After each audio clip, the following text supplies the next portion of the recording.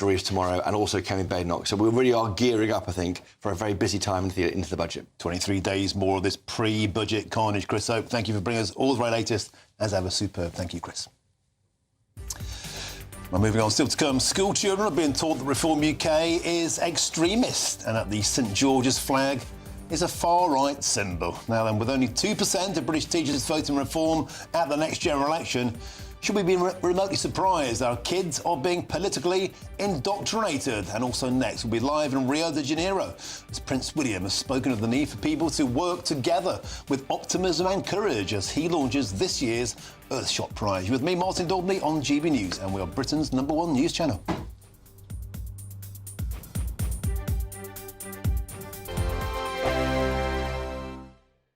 Britain was once the envy of the world. But look around. A nation that no longer knows what it is or where it's going. A country that's broken.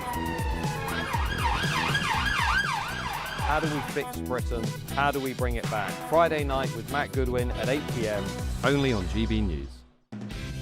Decisions made in Washington aren't just shaping America, they're shaping Britain too. From migration to global security, from crime to health. Whatever happens in the White House today will be felt in your town or city tomorrow. That's why The Late Show is live from Washington, D.C. Cutting through the politics to show you what it all means for Britain. The Late Show live every night at midnight. Only on GB News, Britain's news channel. No matter the state it's in, this is our nation. Join me, Jacob Rees-Mogg, for a genuine, honest discussion on where we have been, where we are going, and where we are with the people who set the direction. Tune in to State of the Nation every Monday to Thursday, 8 to 9 o'clock. Only on GB News. Britain deserves a newsroom that puts the facts and your voice first. Well, and that's what you get on GB News. Lively debates, lively conversation. And we're not afraid to hold power to account. And each other. So join me, Andrew Pierce. And me, Miriam Cates, for Britain's Newsroom, weekdays from 9:30 on GB News. Bold. They are under no illusion. Ray. Are you a human trafficker? Boundless. I've had enough of the nonsense, and I'm not afraid to say it. Don't get this on the BBC. Every weeknight, I tear through the headlines. The smell of gasoline. Should we be worried about it? From Westminster madness to cultural war chaos. What we're going to do now, they are throwing things out the car as we speak. Get ready, Britain. Here we go. Patrick Christie tonight, weeknights from 9 p.m, only on GB News, Britain's news channel. Hi, I'm Michelle Dewberry, and my show is your opportunity to cut through all the noise and dive in headfirst to some robust debates. Ideas clash. Situation, isn't it? No, because the failure is... You're deliberately avoiding my point. Nothing's held back. And if you think this is the end of it, wait for more. And we do not shy away from the difficult stuff. Sometimes I want to shake people and say, if only you understood. So join me on Jubes & Co. weeknights at 6 p.m, only on GB News, Britain's news channel. Mornings don't have to be tiresome, especially if you have the right company. Wake up to news as it happens, opinion and debate, and of course, a little bit of entertainment too. Because when the kettle's on, we're on. That's Breakfast on GB News, a show worth waking up for. Every morning from 6 a.m. Only on the People's Channel, Britain's news channel. We'll spread the news, you spread the word.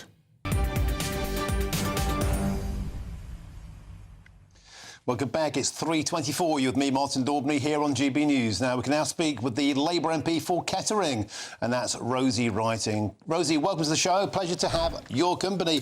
You're on to comment upon Nigel Farage. Reform UK made their big announcement on their economic plan. Anything in there that tickled your fancy? Well, I think it was quite astonishing, actually, to see him just a few months ago say that he had all of these tax cuts planned if his party were to get into government, and within a matter of months realising that actually the idea of governing is a little bit harder than he first thought, and therefore he was rowing back on that. That was no longer a promise that he was going to be able to deliver on. But I think for me, one of the most shocking things to hear from Nigel Farage's speech this morning was that this is a man who says that he represents ordinary working people. To stand there and say that young people are paid arguably too highly. That is just not the case at all. Young people in this country have had a really, really difficult time in recent years. The pandemic during formative years, an inaccessible housing market under the Conservatives. And to stand there and say he thinks that they're paid too highly on the minimum wage is quite honestly outstanding and offensive to so many of the electorate. He also did say that it was perhaps a good idea to not immediately label young people trying to get into work as having anxiety and therefore rendering them on the economic scrap heap and being at risk of being outmoded by cheap immigrant labour. And we have to try and get our costs down, don't we? We're expecting a lot of pain in the forthcoming budget in 23 days' time, Rosie. But the Labour Party has consistently struggled to get benefits costs down because your backbenchers simply rebel. We were told that the Labour Party was the party of working people, or you're actually the party of the work shy. No, I recognise that we need to get people into work. I'm also somebody who thinks that if you are struggling with mental health, obviously everyone's mental health is very different, but work can actually be a massively beneficial thing. I remember my first job, it really allowed me to grow in confidence, gain skills that you might not gain in school. So I think work can be so beneficial, and we do have to get more people into work, but we're not going to do that by lowering minimum wage for young people. And Mr Farage also said, he was not very complimentary towards your Chancellor, Rachel Reeves, saying we are presently suffering from a 1970s-style brain drain. This is a self-induced act of economic stupidity. Of course, this is this notion that the rich can simply be taxed, and they'll passively stand by and accept it. They won't, will they? Wealth taxes make the wealthy flee.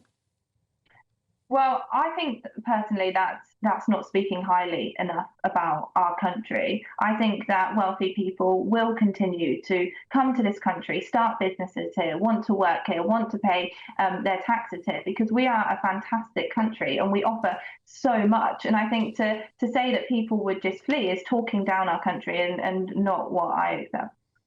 Do you think it's a fair criticism or not when Nigel Farage said our current politicians simply aren't good enough? They don't understand finance, they don't understand business, they don't understand money, and that was very condemnatory of the fact the Labour Party, and to be fair, the Conservatives before them, often have ministers who have no experience whatsoever. For example, in transport or health or economics. Their only qualification is to be a member of Parliament. I think that the most strongest parliament you can have is people from diverse backgrounds, and that is in the public sector, private sector. I myself worked in business, retail head offices before coming into parliament. I only left the day of the general election. And what I saw when I was working in business was how difficult things like Brexit were to navigate. And to be honest, Nigel Farage is partly to blame for that. He came to Kettering. He said Brexit was going to deliver for businesses, and it didn't. So I think it's ironic that he can stand there now and say, oh, people don't have business experiences, when I was in business at the time dealing with the repercussions of his messaging on Brexit. But how many of the Labour front bench, how many Labour ministers have actually ran a business? I mean, I was speaking just last week with Blair McDougall, who is now the small business minister, who before coming to Parliament, he was running small businesses. So we do have experience. But like I said, I personally think a strong Parliament is one that has a diverse range of skill sets and reflects the general public as well. And I believe that's what we have. We have lots of talented people across our PLP, and I'm proud to stand alongside them. People raised their eyebrows earlier on today when people are bracing themselves for a range of tax rises across the board. It's looking like the Labour Party might have to break that key manifesto pledge on income tax, on VAT, on national insurance. We don't know where the pain is going to come from, but we simply are bracing ourselves for pain. And people might be quite surprised to learn that in the eyes of your Chancellor, a wealthy person is somebody who earns £45,000 or more. I mean, a lot of people don't think that's wealthy, particularly when the cost of living is so high. Are the Labour Party returning to your roots of being a 1970s high-tax socialist party?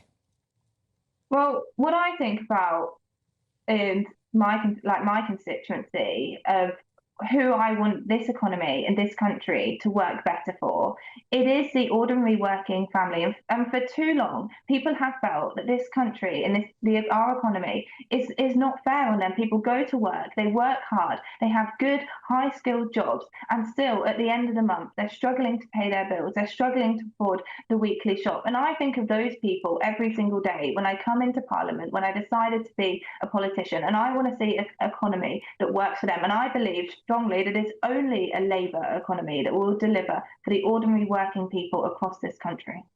OK, Labour MP for Kettering, Rosie Writing, thank you very much for joining us on the show. It's always a pleasure to have your company. Thank you, Rosie. Lots more still to come between now and 4 p.m, including school children who are being taught that Reform UK is extremist and that the St George's flag is a far-right symbol. More on this indoctrination in the classrooms next. But first, it's time for your latest news headlines, and here's Aaron Armstrong.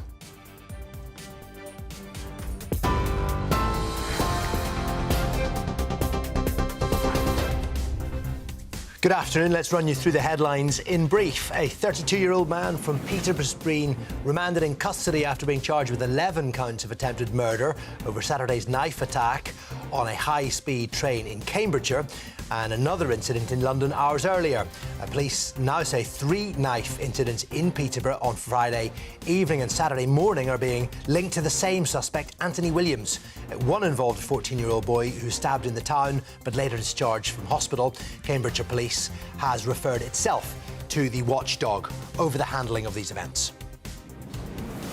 The National Association of Head Teachers has lost its High Court challenge against Ofsted's new grading system.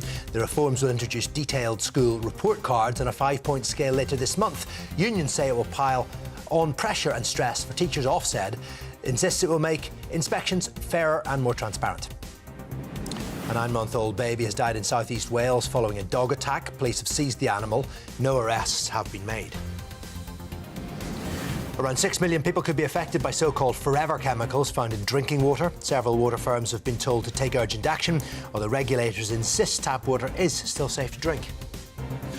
And Israel's confirmed the bodies of 3 soldiers returned by Hamas via the Red Cross. They've been identified now. 8 hostages, though, are still in Gaza as talks continue over the next stage of the ceasefire. Those are your headlines. I'll be back with more at 4 o'clock. Tune into GB News Radio wherever you are. Online, on DAB digital radio, on TuneIn, on Radio Player, and on your smart speaker. Just say, play GB News.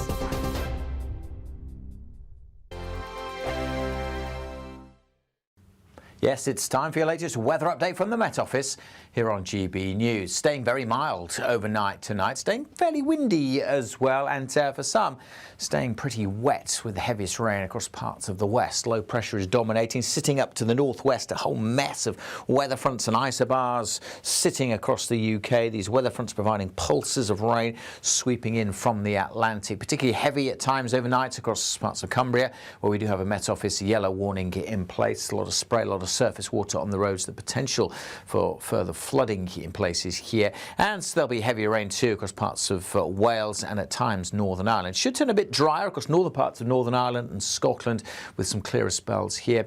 Staying cloudy but largely dry over eastern England and a very mild night everywhere. Still quite windy then in the morning, but something a bit brighter as the sun comes up over Scotland. We should see some dry and bright weather, particularly over the east. There'll be more showers and still quite blustery across the west. Much of Northern Ireland also starting dry, probably quite cloudy in Belfast with the risk of some rain. The heaviest rain though in the morning across parts of Wales and northwest England, where, as I say, we have that Met Office yellow warning in place across Cumbria. Largely dry and fine to start the day across East Anglia and the southeast, and probably not seeing too much in the way of rain here. Maybe some brighter spells coming through, whereas further west, more heavy rain to come into parts of South Wales and southwest England. That needs watching as that rain builds up during the course of Tuesday. Still quite gusty in the south, particularly in the southwest later on, but elsewhere the winds maybe a touch lighter than today and still pretty mild, 15, 16 with a bit of brightness.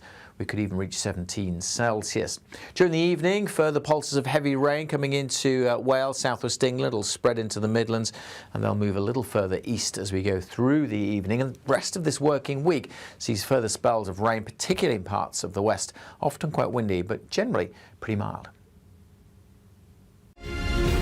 Thank you, Britain, for making us the fastest growing news website in the nation.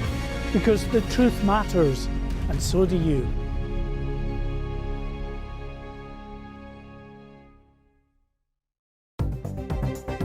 Good afternoon, this is the latest AI travel news from GBNews.com.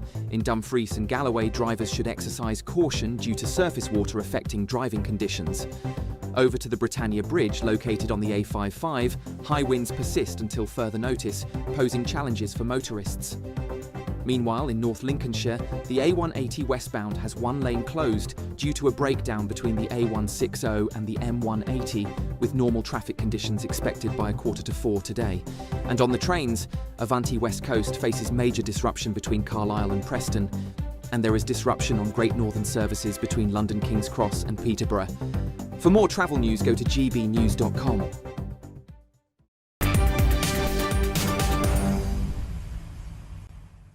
Welcome back. Time is 3:36 with me, Martin Daubney, here on GB News. Now, it's never too early to think about the festive season. How would you like to have your Christmas on us this year? That's right, £40,000 in tax-free cash to have the Christmas of your dreams on GB News. Here's all the details that you need to be our festive winner. We're giving you the chance to win your entire Christmas this year paid for by us. First, we'll give you an incredible £30,000 in tax-free cash so you can have a brilliant new year. Then we'll give you a further £10,000 cash to spend on all your Christmas presents, the decorations, even the tree. Christmas lunch, that's on us too, with £1,000 in shopping vouchers to spend at your favourite supermarket. Finally, a GB News Christmas goodie bag. And the best news? You'll get it all in time for the big day. For a chance to win, text WIN to 63225. One entry costs £2.50 plus one standard network rate message. Or text BONUS to 63225. 5 entries cost £5 plus one standard network rate message. Go to gbnews.com/win. Entries start at £2.50. Call 0903 686 3232. Calls cost £2.50 plus your network access charge. Or post your name and number to GB17 PO Box 8690 Derby DE1 9TT. UK only. Entrance must be 18 or over. Lines close at 4 p.m. on the 28th of November. The winner may be contacted live on GB News, week commencing the 8th of December. Please check the closing time if listening or watching on demand. Good luck. Now, meanwhile, Britain's counter-terror police are tackling a surge in Islamist-linked threats with 800 live cases currently underway. Now, the Assistant Commissioner Taylor says that overseas groups are becoming more ambitious, while Prevent referrals have already passed 7,000 this year alone. Well, I'm delighted to say I'm joined in the studio in Westminster by GB News' Homeland Security Editor, Mark White. Mark, welcome to the studio. Off the back of the case of Anthony Williams, of course, a huge conversation breaking out about safety in public areas, particularly safety on trains, and the terror threat is rising. Well, indeed, this was our first opportunity to hear from Lawrence Taylor, Assistant Commissioner in charge of counter-terrorist policing across the UK, and alongside him was a Deputy Assistant Commissioner, John Saville, who's a Senior National Coordinator for Protect and Prepare, all about trying to protect these public areas and the likes of the mass transportation system. And he was asked about what happened in Huntington at the weekend in terms of the broader concerns about the transport system.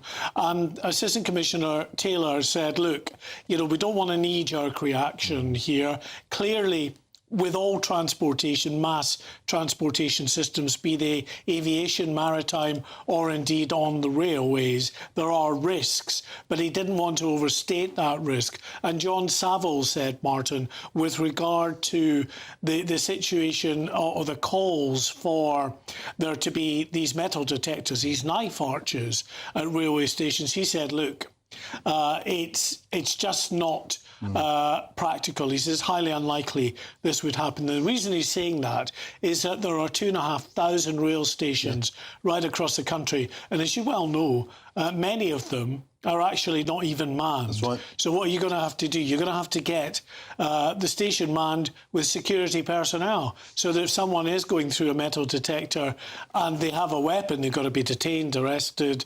the knife or whatever taken off them. So it's just not practical and far too expensive to do that on all of the stations. So do you concentrate then on a few, such as the big metropolitan stations? Well, what does someone that wants to attack a train do? They just get in to a station that's a bit of a smaller station where there's no knife arches. So there are no easy solutions to this. And what you're doing there, you're treating the symptom.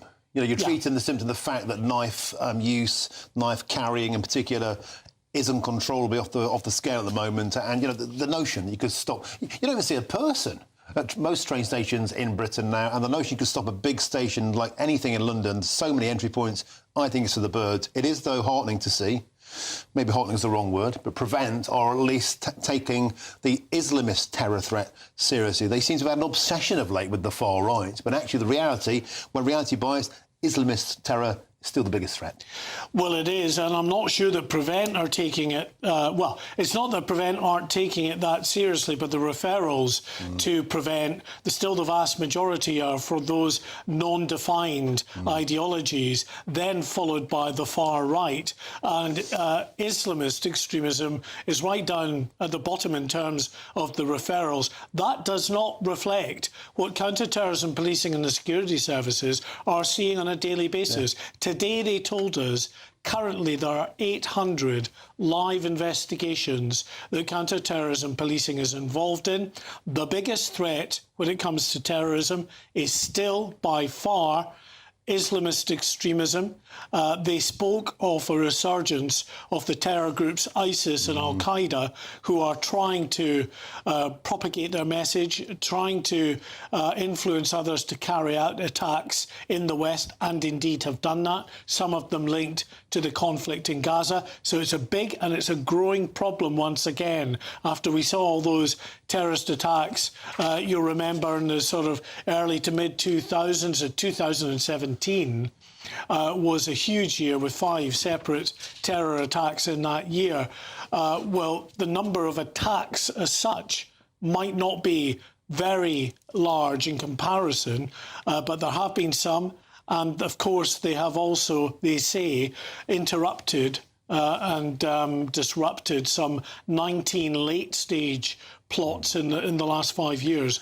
OK, Mark White, you mentioned this story a moment ago, and let's break it now. Got some breaking news for you now, and that's this. The BBC has doctored a Donald Trump speech by making him appear to encourage the Capitol Hill riots. A significant breaking story here, and that's according to an internal whistleblowing memo seen by the Daily Telegraph. A panorama programme broadcast a week before the last US election, quotes, completely misled viewers by showing the president telling supporters he was going to walk to the Capitol with them to, quotes, fight like hell, when in fact the president said he would walk with them to, quotes, peacefully and patriotically make your voices heard. Mark White, the two positions are completely and utterly different. This is a huge dereliction of editorial duty.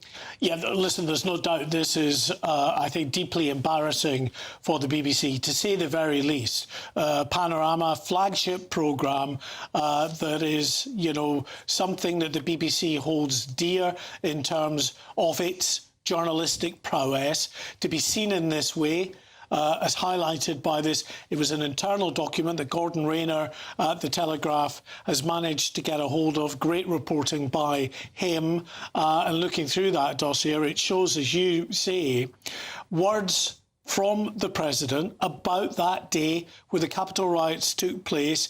Yes, encouraging supporters to make their voices heard, but to make their voices heard in a peaceful and democratic way, and that he would join them, he said, in that democratic process. It was made to look like he was encouraging them to go to Capitol Hill to cause a riot. Completely misread them, misled the audience as to what President Trump was saying there. Just reading from the article, it says the dossier said the programme made the US president say things he never actually said by splicing together footage from the start of his speech with something he said nearly an hour later. Crikey. So, I mean, that is willful clearly in terms of the way in which anybody knows if you're putting together something that has got to be journalistically credible, the clips that you pull together have got to be,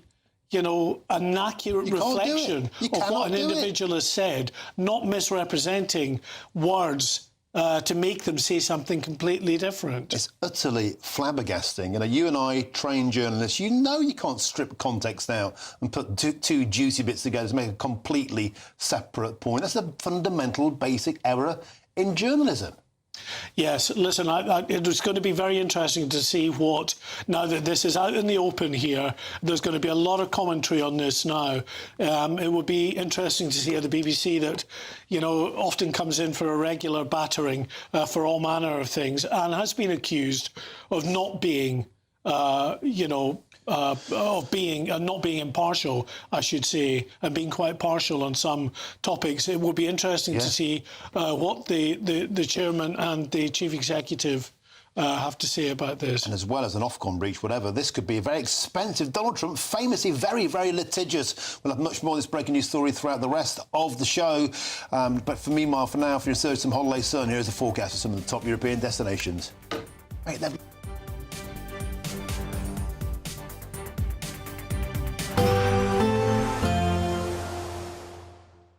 Ready to soak up that holiday sunshine? Won't we need some cover? No worries. All sorted. All Clear Travel Insurance sponsors GB News Travel Destinations Forecast. It's a slightly mixed picture across the Mediterranean at the moment. We've seen a band of rain across Eastern Europe that's now slipping its way into Greece tomorrow, so if you are heading out there, don't forget the umbrella. But many other central areas seeing some quite nice sunshine, but there's another band of rain beginning to push into western Portugal and northwestern Spain. This coming quite soon after they've had localised flooding last week, so there could be some further issues there. That rain band will slip across other areas of Spain, but elsewhere staying largely dry. All Clear Travel Insurance sponsors GB News Travel Destinations Forecast. Britain was once the envy of the world. But look around. A nation that no longer knows what it is or where it's going. A country that's broken. How do we fix Britain? How do we bring it back? Friday night with Matt Goodwin at 8 p.m. Only on GB News. Sir Jacob Rees-Mogg's State of the Nation, Monday to Thursday from 8 p.m. But I saw in that incredible ancient ceremony how it and our traditions held the country together. It wasn't just the proclamation at St James's Palace, it was the wave of them that then spread around the country. It involved all of us, it reminded us who we were, and it galvanised support for the new king. And I thought, this is just incredible. And then I started to think about, actually, all of these things have been arrived at, and our amazing uncodified constitution, which is written down, but in about 400 different places, it's all held together by these rituals and these ceremonies and customs.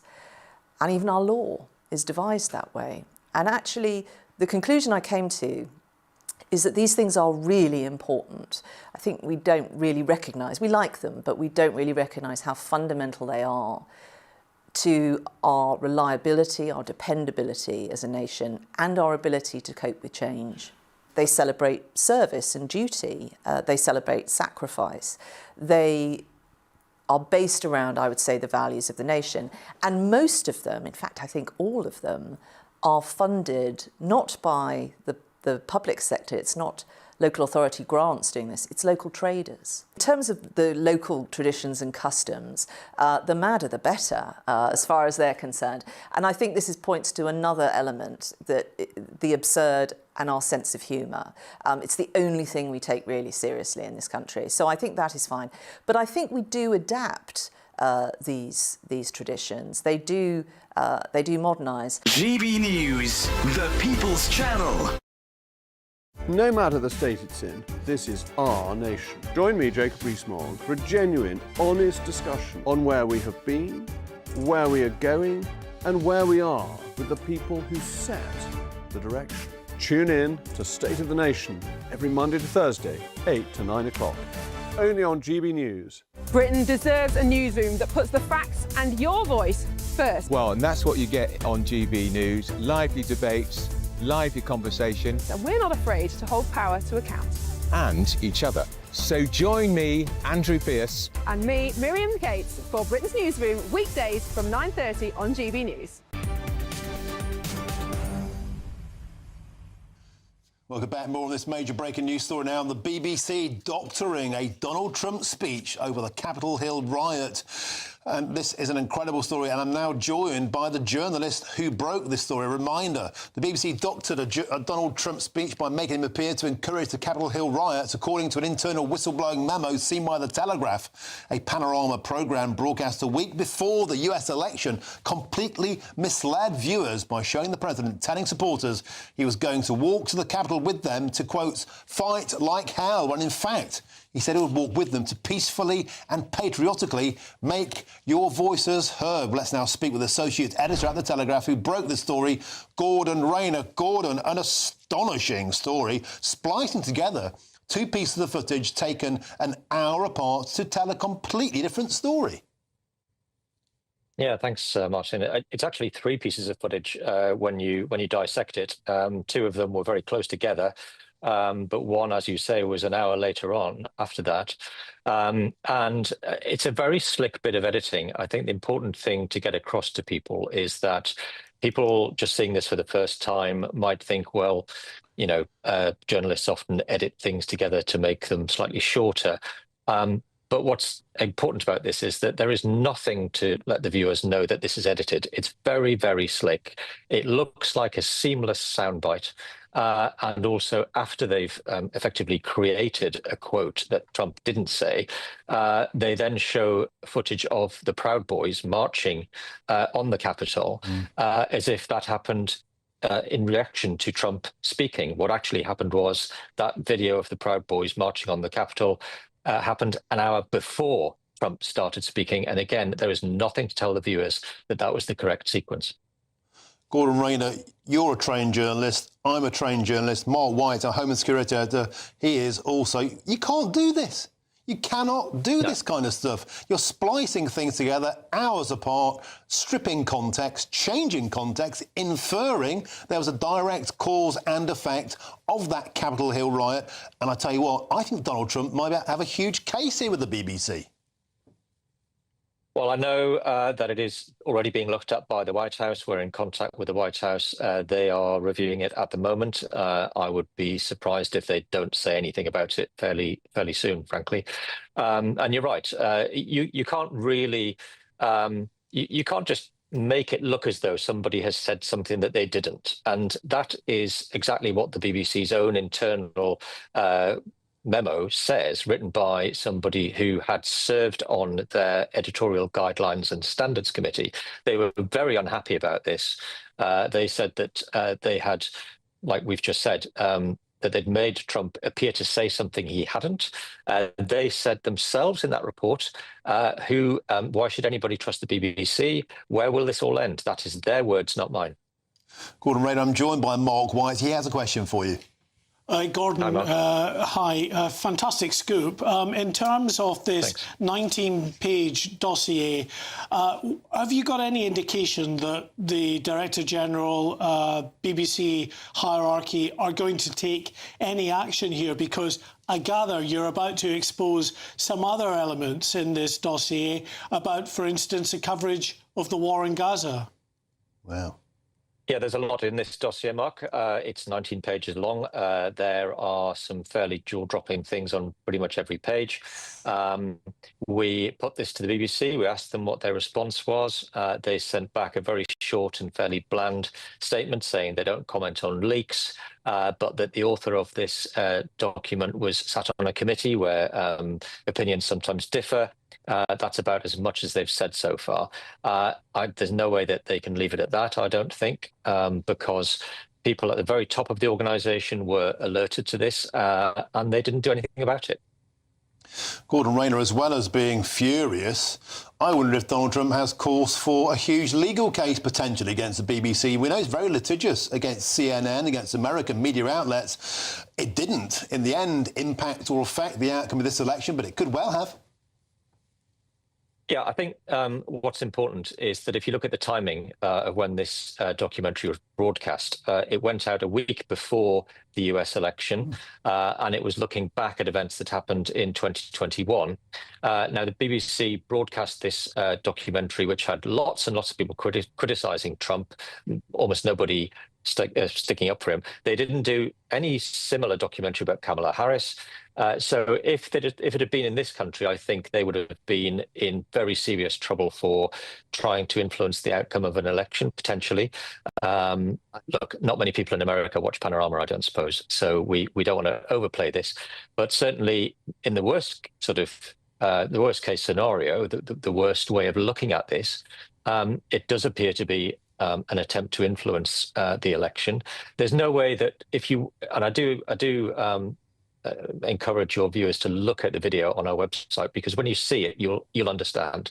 There's no way that this happened by accident. It was clearly a deliberate decision to put these clips together to make it look as though he says one thing and then the riots happen. OK. Gordon Rayner, we have to leave it there. We run out of time. Fantastic scoop. Thank you very, very much for coming on the show at short notice. Thank you.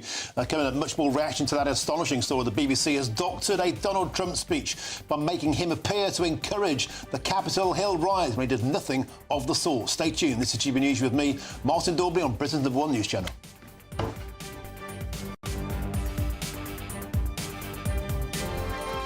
Thank you, Britain, for our more than 2 million YouTube subscribers and more than 2 billion views. That is Britain watching, sharing and making its voice heard louder than ever before.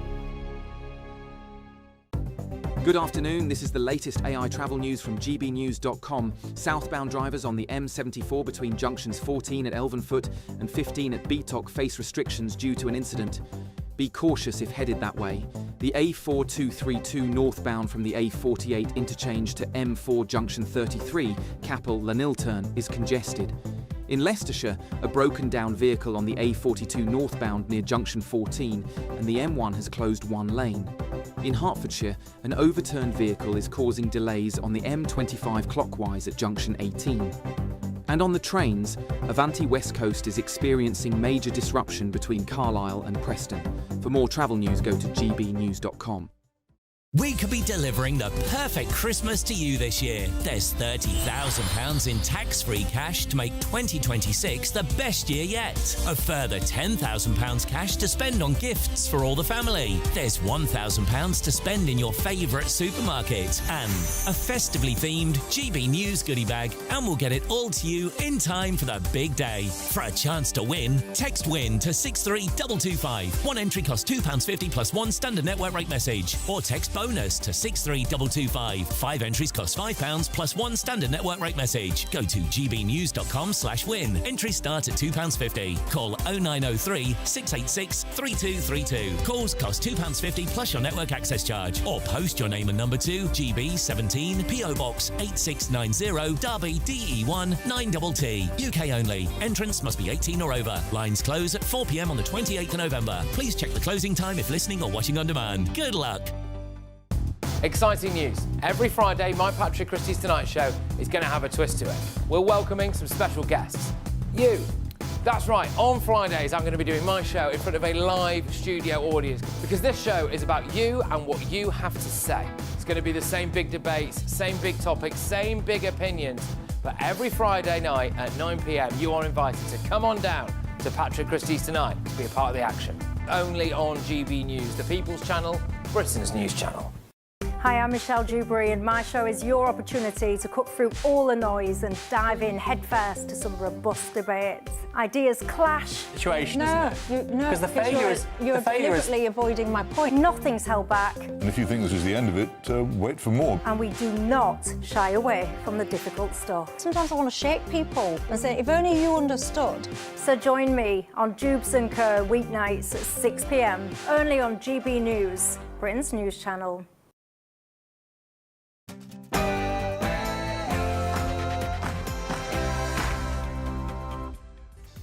Very, very good afternoon to you and a happy Monday. It's 4 p.m. Welcome to the Martin Daubney Show here on GB News, broadcasting live across the UK.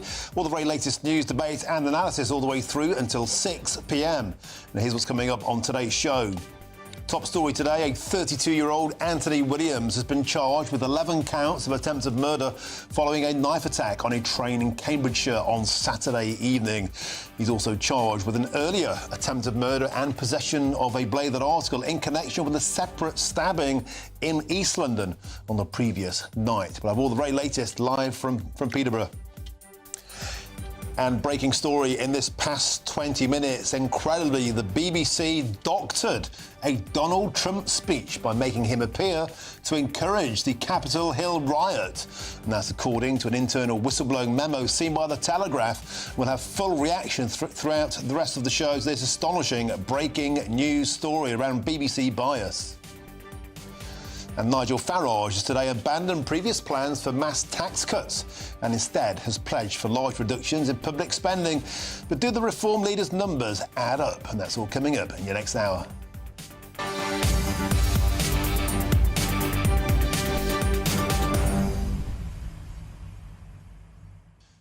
Welcome to the show. It's a pleasure to have your company. Incredible breaking news in this past 10 minutes. Gordon Rayner from The Telegraph has some access to some whistleblower documents, which is accusing BBC Panorama of completely doctoring a Donald Trump speech. So it gave the indication he encouraged the riots at Capitol Hill. And this was broadcast just a week before the last US presidential election. This is an incredible revelation. The two speeches were spliced together, three speeches, in fact, we learned, to give a completely different context.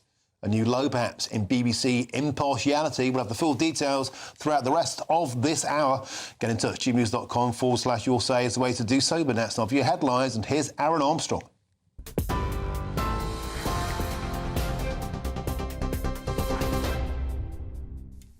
Thanks, Martin. 2 minutes past 4 here in the GB newsroom. A Scunthorpe United footballer is amongst those injured in Saturday's mass stabbing on a train in Cambridgeshire. Defender Jonathan Josh remains in hospital after the attack, which left several people hurt on a service from Doncaster to London. 32-year-old Anthony Williams from Peterborough has been charged with 10 counts of attempted murder, along with assault and weapons offences.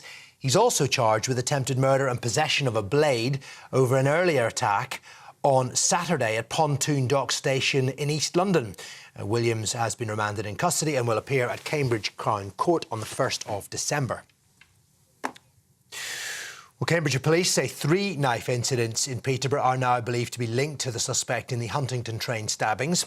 The force says the first happened on Friday evening at a barber's in Fletton, and where a man was seen with a knife but wasn't reported until 2 hours later. A second came the next morning when the same man returned, but officers couldn't locate him.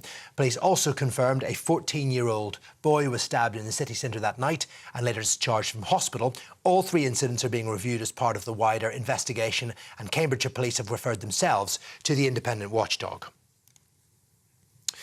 4 people have suffered minor injuries after a train travelling at 80 miles an hour hit a landslide and derailed in Cumbria. 87 passengers were on board the Avanti West Coast service from Glasgow to London when the front carriage came off the tracks near Shap at around 6:15 this morning. Network Rail says the collision happened in appalling weather conditions and that all passengers were safely evacuated and taken to a nearby rest centre. Now, the line between Preston and Scotland remains blocked. Avanti's warning of disruption for several days. The Transport Secretary, Heidi Alexander, says the circumstances of the derailment will be investigated. What we need to do now is get people safely off that train so they can continue their journeys, get home. There will be a thorough investigation that's conducted by the Rail Accident Investigation Branch to understand exactly what has happened here and to make sure that it doesn't happen again. A 9-month-old baby's been killed in a dog attack at a home in southeast Wales. Emergency services were called to a property near Caldecott on Sunday evening, but the child could not be saved. Gwent police say the dog has been seized and no arrests have been made. Investigations continue into the breed and circumstances of the attack. Neighbours say the community is in shock, describing the tragedy as heartbreaking. The Foreign Secretary is calling for Israel to allow more aid into Gaza following last month's tentative ceasefire.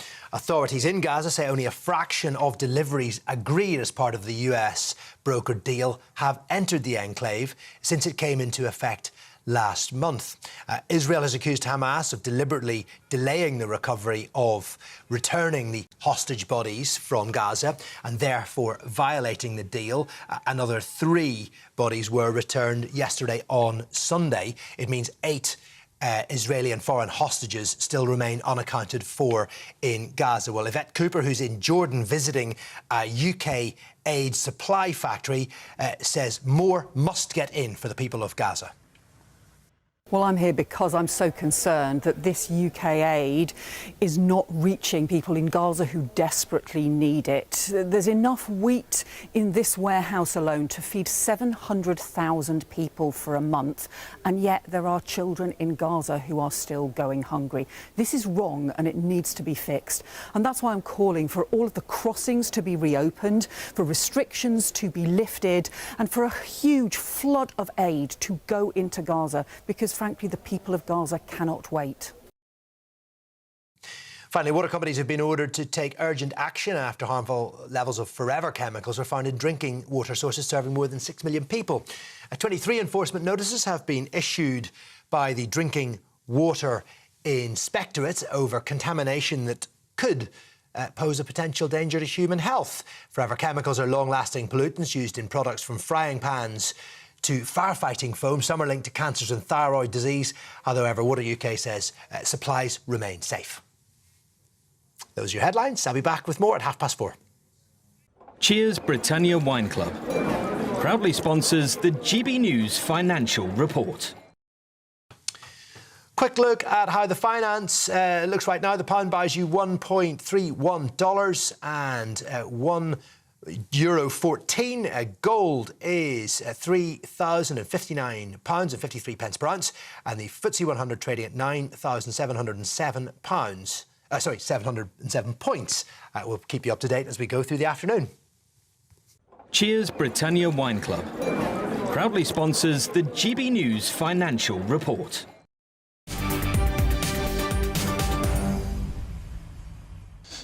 Thank you, Aaron. Now, a reminder of the news that the BBC has doctored a Donald Trump speech by making him appear to encourage the Capitol Hill riot. Well, according to an internal whistleblowing memo seen by the Telegraph newspaper, the Panorama programme broadcast just 1 week before the US election, quotes, completely misled viewers by showing the president telling supporters he was going to walk to the Capitol with them to, quote, fight like hell. Well, here is the Telegraph's Gordon Rayner explaining. Played the following clip. We're going to walk down to the Capitol, and I'll be there with you, and we fight. We fight like hell. But Trump didn't, in fact, say this at all. The BBC spliced together 2 clips that took place 54 minutes apart. So let's go through it again. We're going to walk down to the Capitol, and I'll be there with you. Now, see there, between Capitol and, that's a cut. Here's what Trump actually said. We're going to walk down to the Capitol,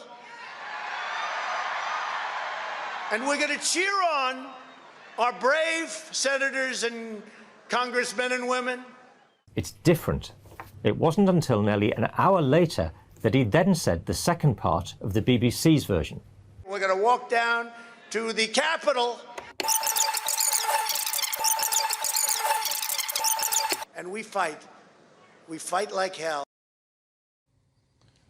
Absolutely astonishing. Let's now speak with GB News Home and Security Editor Mark White. Mark, we broke this story just before the top of the past hour. This is nakedly abundant to see. That spliced together footage to paint a completely and utterly different picture from what was originally said. Gordon Rayner, fantastic scoop, the BBC, I'll put it to you. Bang to rights. Yes, I mean, the thing about, television news journalism, there's a big creative element to it as well. So while, of course, journalistically, you've got to be very accurate, when you're building up a documentary, you want it to look as creative and impactful as possible. But the difficulty here is when you take two clips of a speech and you make it say something completely different to what was clearly the intention in what Donald Trump was telling that crowd. Not that they should go down to the Capitol Hill and fight, but they should go down to Capitol Hill and cheer on those brave congressmen and women within Capitol Hill. So completely different interpretation is drawn from the edited version.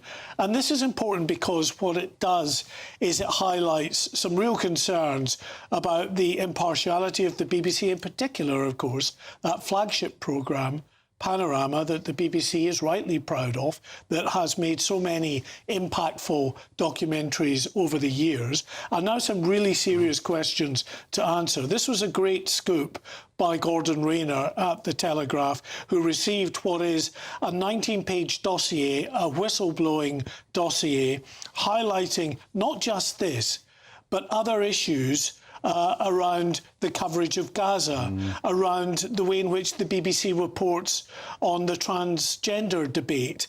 These are important issues which the dossier say the BBC has been not impartial on, but has actually been, in the coverage, taking a very partial view on that. OK, let's have a quick reminder. I think we have those clips, so you can see them side by side. Let's take a little peek.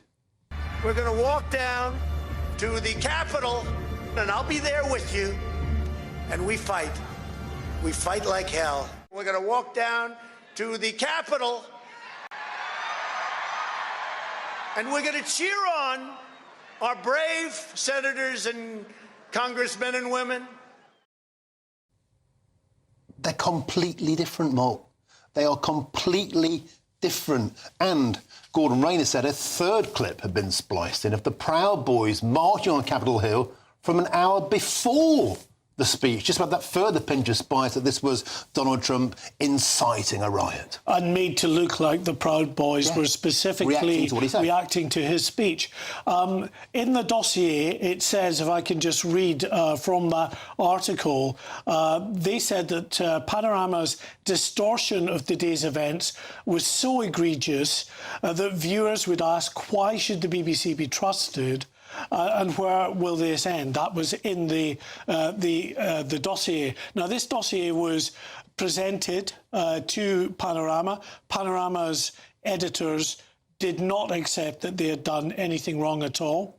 The dossier was then given to the chairman of the BBC, and no reply to this date has come from the chairman of the BBC. It was also handed to every member of the board, and as far as we can tell, there has been no meaningful reply from the BBC at all internally to the dossier, and certainly to the Telegraph. We heard from Gordon Rayner before saying that, they gave out a bland, short statement that said absolutely nothing. Now, this is important, I should just add, because, of course, the BBC Charter is coming up for renewal in 2027. The BBC is currently, of course, in talks with the Culture Secretary, Lisa Nandy, about the options going forward. She has said nothing is off the table in terms of the future funding of the BBC.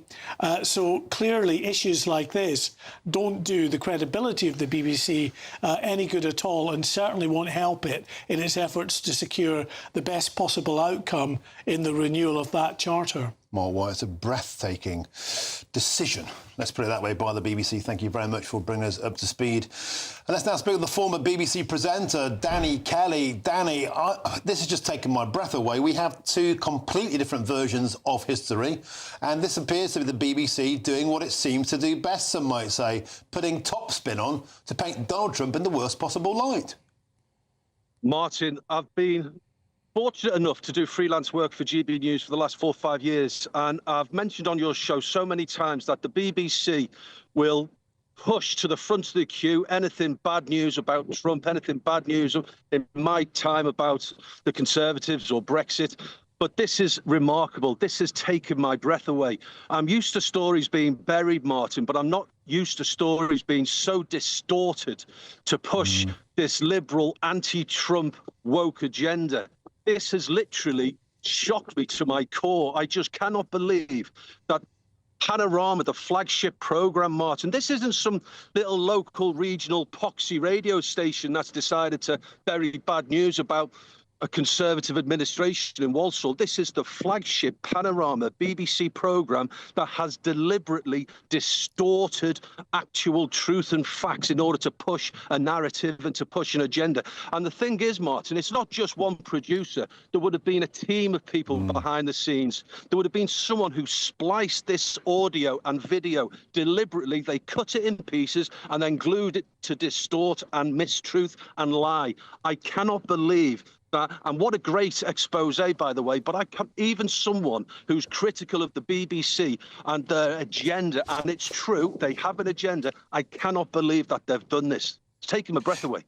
Yeah, it's a fantastic scoop by Gordon Rayner. When you see his video where he lays out, Exhibit A and Exhibit B, I mean, they are so different to be the point of not really being comparable. But Danny Kelly, Mark Wyatt has said in this 19-page dossier, there's more. It could be worse.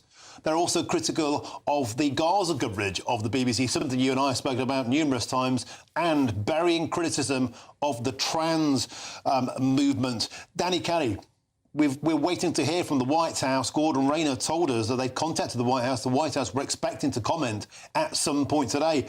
I'll tell you what, mate, I think Donald Trump might do more than comment. He's got a big checkbook. He's not afraid to use it. Could there be a massive legal case against the BBC? The BBC deserves it. It reaps what it sows. I mean, if it does something so deliberately, Martin, and this is the arrogance and this is the contempt that people at the BBC behind the scenes and in front of the camera have for people who may feel differently about geopolitics, like you and I may do, and GB News viewers. This is the contempt they have. They felt so comfortable in their studios to splice, deceive and lie.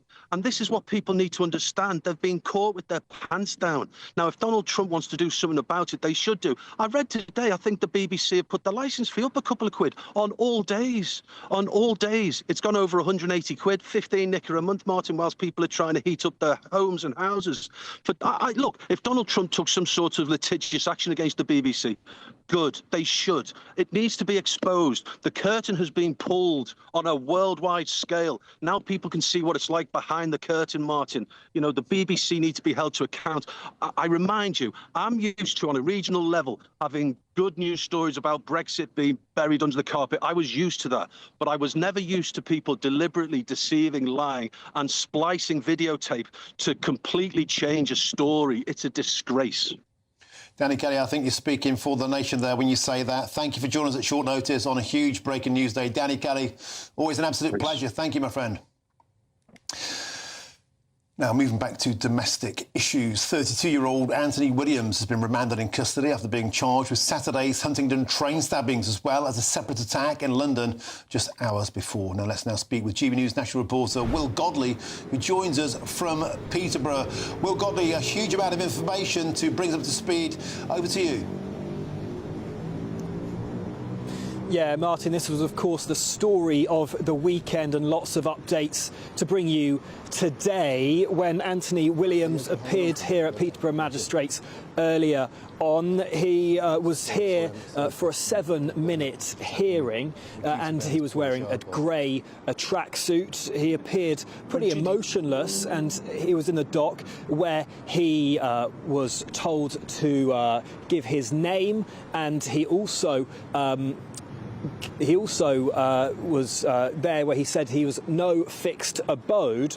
He's been remanded in custody and will appear in Cambridge Crown Court on the 1st of December. But in that 7-minute hearing earlier today here, he will have heard the 14 charges against him, and they are in relation to 2 separate incidents. Of course, most of the charges, 12 of them, in relation to the train attack that was on that LNER train from Doncaster to London on Saturday evening, which made that unscheduled stop in Huntingdon. 10 charges of attempted murder. Anthony Williams, that 32-year-old man, is facing. Also 1 count of actual bodily harm and 1 count of possession of a bladed article. Well, he's also facing 2 further charges in relation to an alleged attack that took place in East London in the early hours of Saturday, some 19 hours before the train attack. This is said to have taken place in the Pontoon Dock DLR station, where police were called there at 46 minutes past 12 in the morning of Saturday to report of a man who had been attacked by someone with a knife. Well, police have identified as Anthony Williams as the suspect in that, and he's been charged with 1 count of attempted murder and also a 2nd count of possession of a bladed article. So 14 counts here, and Cambridgeshire Police said there may be other incidents relating to this as they continue their investigations, Martin. Of Speed live from Peterborough. Now, just going back to that previous story, BBC Panorama been accused of bias, splicing footage against Donald Trump. The report on BBC bias was written by Michael Prescott, who spent 3 years as an independent external advisor to the broadcaster's editorial guidelines and the Standards Committee before leaving the role in June, when a BBC spokesman said, "While we don't comment on leaked documents, when the BBC receives feedback, it takes it seriously and it considers it carefully." Michael Prescott is the former advisor to a board committee where differing views and opinions about coverage are routinely discussed and debated. Well, plenty more to come, including a government statement on the Huntingdon train attack. This is GB News, Britain's #1 news channel. Join me, Nana Akwe, for an informative, interactive news programme with a difference. It's fun. No, he didn't say that, though. I'm so surprised. I think there's an element of truth to that. Join me from 3 p.m. every weekend, only on GB News, Britain's news channel. Mornings don't have to be tiresome, especially if you have the right company. Wake up to news as it happens, opinion and debate, and of course, a little bit of entertainment too. Because when the kettle's on, we're on.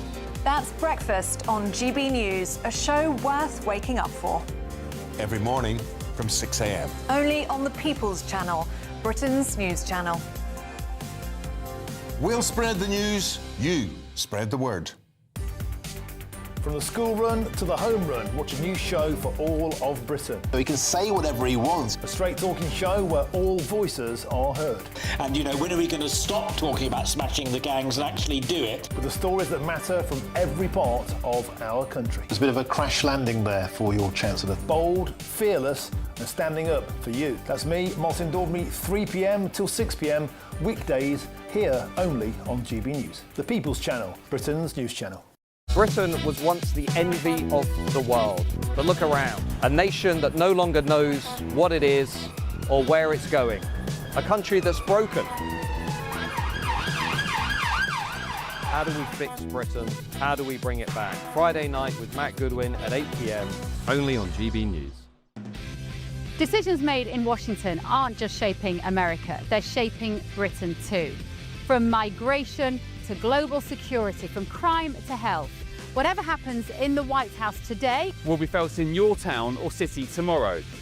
That's why The Late Show is live from Washington, D.C. Cutting through the politics to show you what it all means for Britain. The Late Show live every night at midnight. Only on GB News, Britain's news channel. No matter the state it's in, this is our nation. Join me, Jacob Rees-Mogg, for a genuine, honest discussion on where we have been, where we are going, and where we are with the people who set the direction. Tune in to State of the Nation every Monday to Thursday, 8 to 9 o'clock.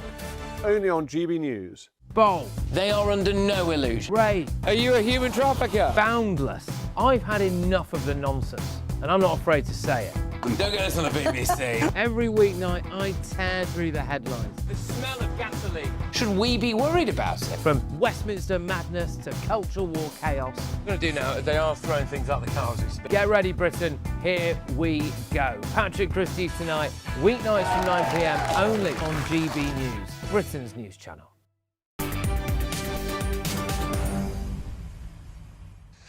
Welcome back. It's 4:24. You're with me, Martin Daubney, here on GB News. Now, Reform UK leader Nigel Farage was setting out his economic plans earlier today. And in case you missed it, this is what the Reform UK leader had to say. And so my promise is that Reform will not just think differently, but Reform will do differently. We will sweep away these outdated conventions. We will become the most pro-business, pro-entrepreneurship government that has been seen in this country in modern times. So, will this announcement silence those who claim that Reform UK do not have a serious economic plan? Well, I'm delighted to be joined in the studio by the City editor at City AM, Simon Hunt. Simon, thank you for waiting patiently as that Donald Trump story broke there. So this was part of the big reveal for Reform UK. Was there enough meat on the bone for you? Well, I was at the speech this morning, made just next door to the Bank of England. It wasn't a short speech. I recorded it on my phone. I think it lasted 37 minutes long. But despite its length, there was actually fairly few announcements. In fact, I think there were probably more announcements of things they had stopped committing to than new things they were committed to. So they were previously committed to cutting taxes by £90 billion. That's gone now, Nigel Farage says. He also previously committed to raising the personal allowance of income tax up to £20,000. That's also gone now, he says. But I guess Reform will say this is evidence of them becoming a more credible mainstream party that can't commit to wild policies and that has to try and appear as respectable as possible. He also said that mass migration has made the average Briton poorer. He was referring to the Boris wave in particular. Brexit has been squandered. We are suffering from a 1970s-style brain drain. This is a self-induced act of economic stupidity there, a very thinly veiled attack on the Chancellor, Rachel Reeves. There's a bit more detail on the removal of the two-child cap. He said that would only be for working British couples to make sure that having children is rewarded. But how did it go down in the room? You know, it was in the City, economists were there, people from finance were there. How did they react to it? I definitely think there were things that folk in the City would find appealing that he announced. He talked about cutting back red tape for financial services. He alluded to money laundering regulations and cutting those back, the sort of EU rules that he says has led to thousands of people being debanked. But there wasn't very much in the way of detail. I think it will be too soon for any sort of City analyst to say, to sort of adjust their views as to whether Reform have presented a credible fiscal policy. Reform UK, of course, would say that they want to offer the economy back on track first. That's something that there seems to be a change of position rather than having big splurge giveaways, big tax breaks, which can't be funded. There was a lot of talk about getting fiscal control, about cutting back on spending, particularly around the public sector pensions. All of that is very important. But was there enough meat on the bone for you? I think it was still pretty lacking, and I think it almost felt as though there were some announcements they were going to make that they held back and so were a bit general instead.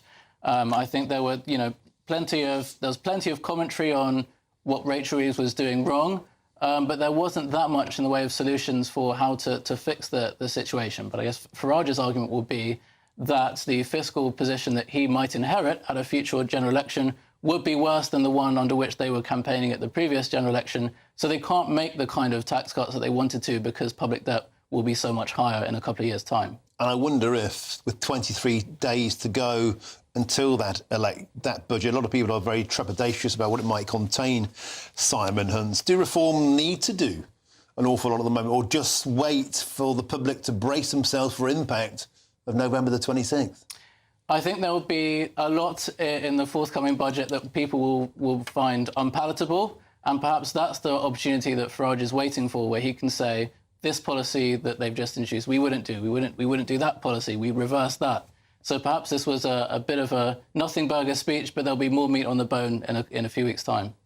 OK, thank you very much. Now, we have to go to the Home Secretary and the Commons giving a statement. Today are first and foremost with the victims, with their family and their friends, and all those who experienced this terrifying attack. My deepest thanks go to the emergency services, the British Transport Police, Cambridgeshire Police, Cambridgeshire Fire and Rescue and the East of England Ambulance Service. The speed of their response as well as their skill and professionalism were exemplary. I would also like to pay tribute to the breathtaking bravery of those on the train itself, including the heroic acts of the passengers and train crew who intercepted the attacker.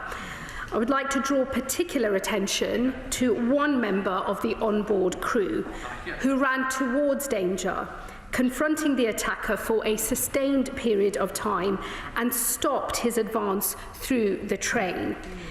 He put himself in harm's way, suffered grievous injuries as a result, and remains in hospital today in a critical but stable condition. On Saturday, he went to work to do his job. Today, he is a hero and forever will be. Mr. Speaker, there is now a live investigation into what happened on Saturday night and the events that led up to it. I am therefore limited in what I can say today without putting successful prosecution at risk, and I am sure that all here agree that there must be one priority right now, and that is bringing the person who committed this horrific crime to justice.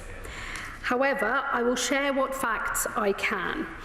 At 7:42 p.m. on Saturday evening, police were contacted about an incident on a train travelling from Doncaster to London, with reports of several stabbings on board. The quick thinking of the driver saw the train diverted to Huntingdon Station. Within 8 minutes of the first 999 call, police had boarded the train and brought the attack to an end. 10 people were taken to hospital by the ambulance services, 8 of whom had life-threatening injuries. A further individual later self-presented at the hospital. 3 people have now been discharged, whilst 8 remain in hospital. I know that everyone in this House wishes them the swiftest and fullest recoveries possible. And I would like to thank the staff at Cambridge University Hospital for their life-saving care. I can confirm, as was reported over the weekend, that Operation Plato, the National Police identifier for a terrorist attack, was declared. However, it was rescinded once the incident had been contained. The British Transport Police remain the lead force in this investigation. They stated yesterday that while counter-terrorism policing were initially involved, they have found, and I quote, nothing to suggest that this was a terrorist incident. At the scene, the police made 2 arrests. Since then, 1 man has been released who we now know was not involved. As of this morning, the other, one Anthony Williams, has been charged. In relation to the events in Huntingdon, he has been charged with 10 counts of attempted murder, 1 count of possession of a knife, and 1 of actual bodily harm.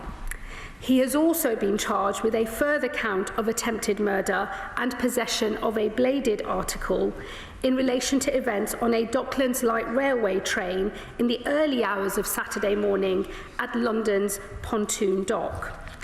And Cambridgeshire Police have, in the last few hours, reported additional earlier sightings and possible further offences. As is standard practice in these cases, they have now referred themselves to the Independent Office of Police Conduct, the IOPC, for independent scrutiny of their handling of these reports. For now, there is little I can say about this man and his past, beyond confirming that he is a British national and was born in this country, and that he was not known to the security services, counter-terror policing, or Prevent. I know this House and the public will have many unanswered questions today about who this attacker was and about the events that led up to the attack. Those questions will be answered, but it will take time. The police and prosecutors must be allowed to do their work. Since Saturday's attack, the British Transport Police have increased their presence at key points in the transport network, though it should be noted that their operational assessment of the risk posed on our trains has not changed, as this was an isolated attack. It was also, of course, a knife crime. This government is committed to halving knife crime within a decade, and progress has been made this year. We have taken 60,000 knives off of our streets, banned zombie knives and ninja swords, and seen a 5% fall in all knife crimes, including an 18% reduction in homicides by knife. I know that ideas have already been suggested about how policing should change in response to this event. Once the facts are known, we must examine what more might have been done to stop this horrific attack from ever occurring, and whether there are measures that we must now take to better protect the public on our streets and on our trains. However, that must be done when all of the facts are available to us. Madam Deputy Speaker, the thoughts of the whole House are today with the victims of this horrific crime, their families and their friends, and all affected by what happened on Saturday night. The sickening act of the man who committed this crime was the very worst of humanity.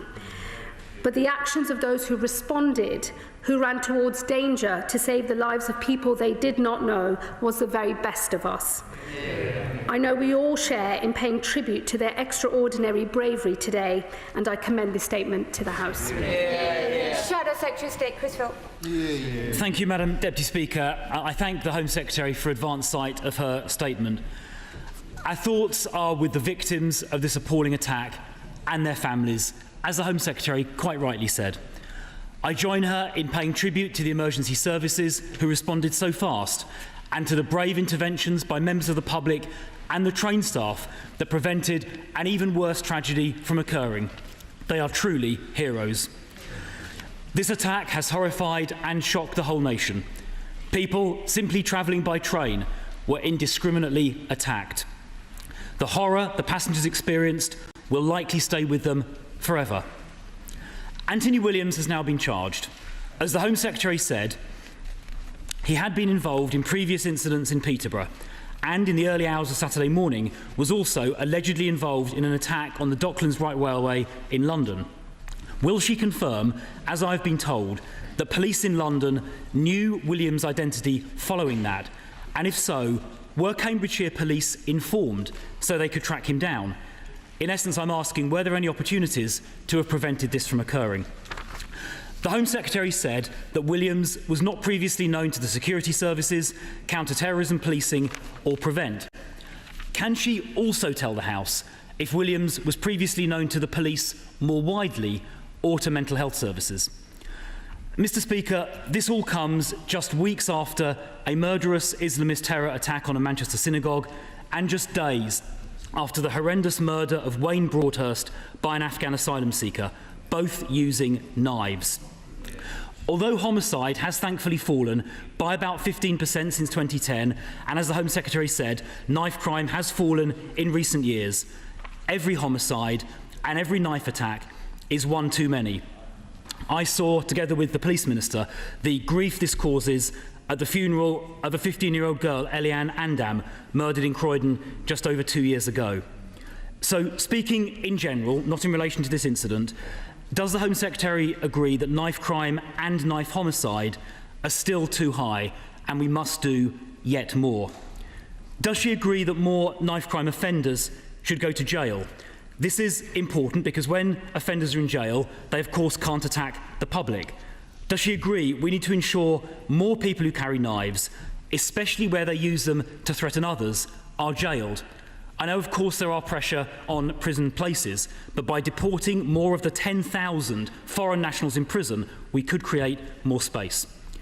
Madam Deputy Speaker, we also need to take more knives off our streets, and that means we have to dramatically increase the use of stop and search. A study this year by Professor Lawrence Sherman, the Met's former Chief Scientific Officer, found that raising stop and search levels in London to 2011 levels would lead to a 1/3 reduction in knife homicide. Some people complain that stop and search is used disproportionately in relation to some groups, but when measured in relation to the offending population, the disproportionality disappears, as set out by a recent policy exchange study. So, Madam Deputy Speaker, we should triple the use of stop and search to get knives off our streets and introduce year-round surge policing in the top 5% of high crime hotspots, which will of course include many train stations. We must also use technology more.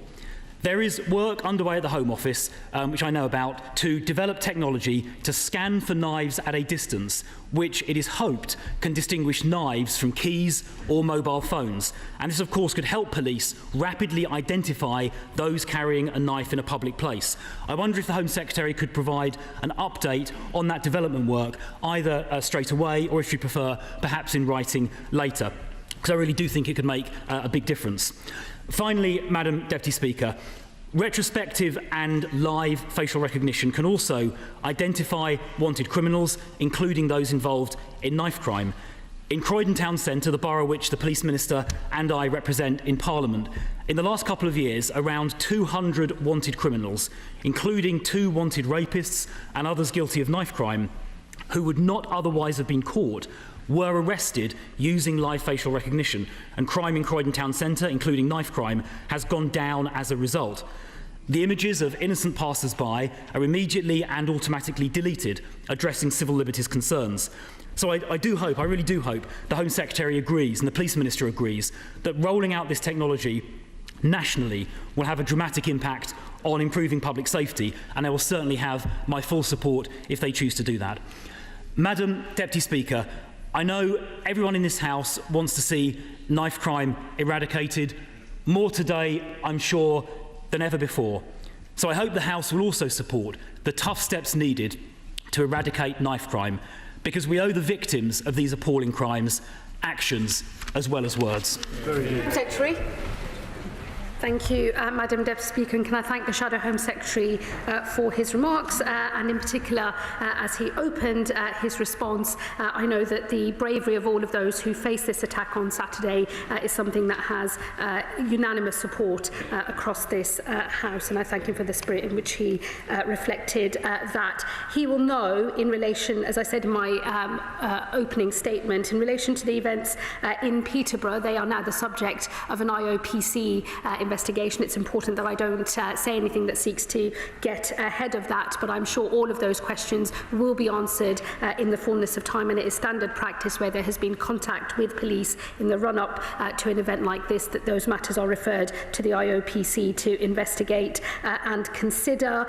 He'll also know that I can't say anything in relation to the suspect who's been charged and any prior history or indeed any mental health issues, because that would also be facts that are material to any future court proceedings, and it would be inappropriate for me or indeed anybody else in this House to comment or speculate on those matters today. And I would just ask that the words of the Speaker at the opening of this part of our session are remembered as we pose questions today. I agree with him that knife crime is far too high. This government is impatient to do everything it can to eliminate knife crime. It's why we've set ourselves an ambitious target, and we're pleased to have made some progress, though I agree with him that there is still much more to be done. And I hope on knife crime in particular, instead of playing politics across this House, where there is consensus, we are all able to work together in the spirit of trying to bring down the scourge of knife crime in our country. As I say, the numbers have gone in a positive direction, and I hope he will welcome that and work with us as we seek to make more progress. He referred to sentencing in particular. I do have to say, Madam Deputy Speaker, I think it's disappointing when members opposite do not reckon with the scale of the crisis in our prison system. This government inherited a prison system on the brink of collapse. It has meant difficult decisions ever since we have entered office in order to prevent this country from running out of prison places entirely. He will know that this government has deported more more foreign national offenders since our term of office than was the case in the previous record under the previous government. Despite deporting record numbers of foreign national offenders, the scale of crisis in the prison system means that there are still more prisoners coming into the system than there have been places, and it is important, therefore, that the sentencing reforms are seen in that context. He will know, though, that it is the case that those who are in possession of a knife and who have been using that in a threatening manner do attract, the majority of those people do attract reasonably lengthy prison sentences. When we know more about the circumstances of this particular case, we will know if there are other lessons for us to draw and other areas of policy for us to consider. He referenced stop and search, and he I think lamented the issues around disproportionality. I hope I'm not putting too much of a spin on his remarks. I would just gently remind him it was a former Tory Home Secretary in the first 2010 to 15 Parliament that started speaking about disproportional use of stop and search powers and changed the rules around stop and search to reflect the disproportionate use of that power back then. That has been the record of the previous government, but I hope he will recognise that the police already have the power to use stop and search indiscriminately where the intelligence suggests that that is required. That is an operational decision for police chiefs, and of course the decision as to whether to stop and search someone where there are reasonable grounds and suspicion is an individual operational decision for individual police officers. This is a well-used power, it is a well-understood power, it is an important power that is in our arsenal for tackling criminality, and this government fully supports its lawful use. Let me also say on live facial recognition, it's this government that will very soon be consulting on a new legal framework to underpin the use of live facial recognition. He will know that when his party was in power, it was left to individual police forces, and I believe it was South Wales and the Met who first rolled live facial recognition out, faced lots of legal challenges as a result thereof. The government did not then change their policy, but this government will consult on a legal framework so that all police forces across the country can use live facial recognition technology, confident that they will not find themselves defending those decisions in courts in the future. And I've also supported the rollout of 10 specific live facial recognition units across the country, and will look to do more as well in the coming months. In relation to scans for knives, let me just say to him on tech more broadly, I think there is much more that we can do to use new and emerging technology in order to help us tackle this type of criminality, and I'm happy to write to him about our current plans, but I will be setting out more in terms of our broader position in the coming weeks. Madam Deputy Speaker, knife crime is a terrible, terrible crime. It claims far too many lives in our country. It is important that we keep doing everything we can to bear down on the damage that knife crime causes and provide pathways for those who get caught up in the carrying of knives. That is an important bit of policy that we will carry on working on. But in relation to the attack that we are talking about primarily today, I do urge the House that before we draw broader policy conclusions, we wait until more of the facts are known. Select Committee Chair Ruth Cadbury. Thank you very much, Deputy Speaker, and I thank the Home Secretary for all her remarks. Okay, that was the Home Secretary there, Shabana Mahmood, and her counterpart, Chris Philp, the Shadow Home Secretary, commentating on the situation, of course, the aftermath of the arrest on 10 counts of attempted murder of Anthony Williams. I'm joined in the studio by Mark White, our Home and Security Editor. Mark White, a lot of statements there rounding up what we already know, but I think Chris Philp asked a very pertinent question, and that is the notion that this individual had committed a previous crime. Now, of course, we both know this is an active case, but he was then at large for a period of time before the second incident. A huge amount of questions about how that could be allowed to happen.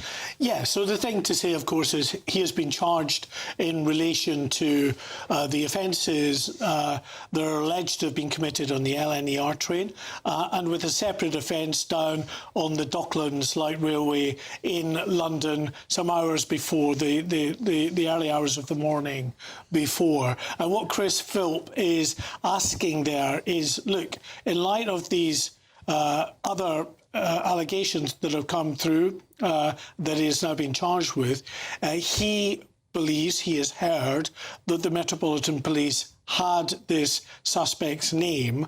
He wanted to know if that was the case. I think that's a pertinent question.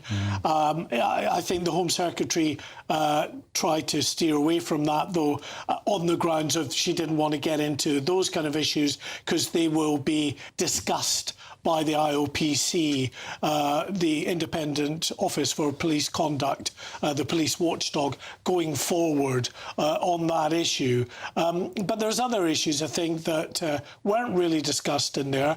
She mentioned that this second suspect was released, had absolutely nothing to do with this, was just a commuter like everybody else that day. But no word, either from her or indeed picked up by the opposition, as to why on earth it took a whole day for the police to be assured that this guy was completely innocent. And in that time, so much in terms of rumour and false information was on the internet again, as it has been with previous incidents, and we've been told that the police have learnt their lessons by that. And also, speaking to a number of journalists, actually the flow of information that evening into the next day was very, very long gaps before we got confirmation of some points or the other. That was the kind of thing that the police were supposed to have learned lessons on, updating kind of key facts and trying to steer people away from issues and assertions that might not be accurate. And I think going forward, that will have to form part of the investigation into how this affair was handled. OK, thank you, Mark White. Now let's move on to some other astonishing breaking news today. It's that the BBC, quotes, doctored a Donald Trump speech by making him appear to encourage the Capitol Hill riot. Now, according to an internal whistleblowing memo seen by The Telegraph, a panorama programme broadcast just a week before the US election completely misled viewers by showing the president telling supporters he was going to walk to the Capitol with them to, quotes, fight like hell. Let's take a listen. We're going to walk down to the Capitol, and I'll be there with you, and we fight. We fight like hell. We're going to walk down to the Capitol, and we're going to cheer on our brave senators and congressmen and women. Well, Mark White, we can see there two entirely different views, and one of them was clearly spliced together to give an incredibly different picture. Yeah, well, those involved in, of course, making television documentaries, there's an artistic side to that. You want to put forward a punchy start to your show, but what you can't do, especially when it is a journalistically led show like Panorama, the flagship documentary show on the BBC, is splice words together from different parts of a speech an hour apart to make the president appear to say something that clearly he didn't say in the spirit of what he was actually telling those people to go down to Capitol Hill to support the democratic process, to cheer on the congressmen and women at the Capitol. And of course, that was turned into go down there and fight, fight, fight. Now, interestingly, Gordon Rayner, we were speaking to a little while ago from The Telegraph, Martin, was saying how there will be more revelations in this internal whistleblowing dossier, including 9 ways, and The Telegraph have just published this now, in which the BBC also was involved in misleading viewers over President Trump during that US election campaign, including giving undue prominence to a rogue poll that showed Kamala Harris going ahead, and again giving undue prominence to remarks that he'd made about immigrants eating dogs. OK, Mark White, we'll have much more on this story at the top of the next hour. But before that, the report on BBC bias was written by Michael Prescott, who spent 3 years as an independent external advisor to the broadcaster's editorial guidelines and standards committee before leaving the role in June. The BBC spokesman told GB News this: while we don't comment on leaked documents, when the BBC receives feedback, it takes it seriously and considers it carefully. Michael Prescott is the former advisor to a board committee where differing views and opinions of our coverage are routinely discussed and debated. Now, we'll have much more reaction to that story at the top of the hour from Mark White, and we're joined by Chris Hope. There'll be a huge political response from this. The White House, we hear the Telegraph Gordon Rayner told us, are about to make some kind of statement on this. Could Donald Trump sue the BBC and the mother of all lawsuits? Don't go anywhere. Coming up, much more reaction to that. BBC doctoring a Donald Trump speech by making him appear to encourage the Capitol Hill riot. Stick with us on GB News. We're Britain's #1 news channel.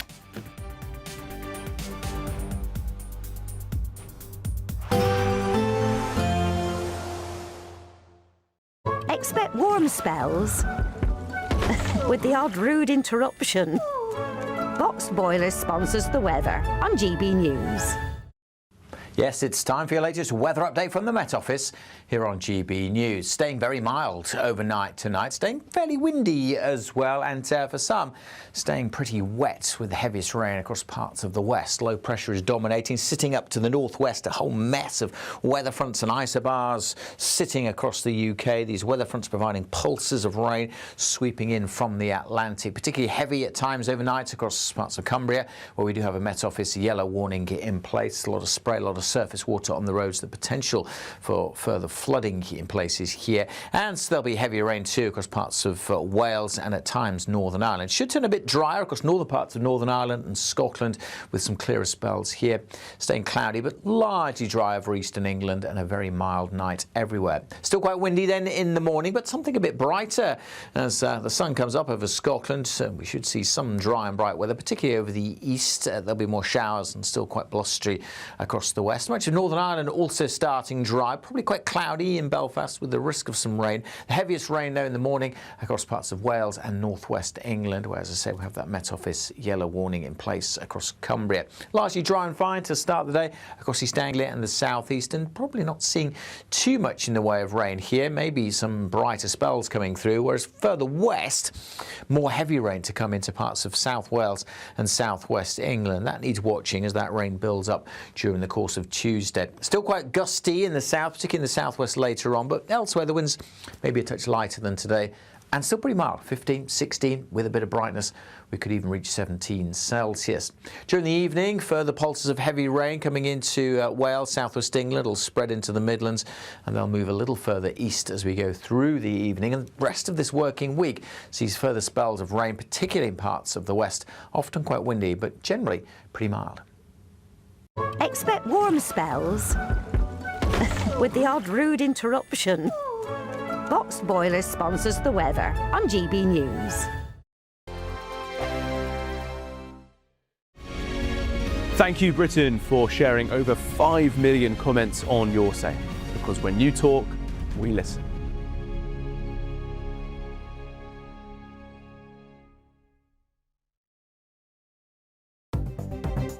Good afternoon. This is the latest AI travel news from gbnews.com.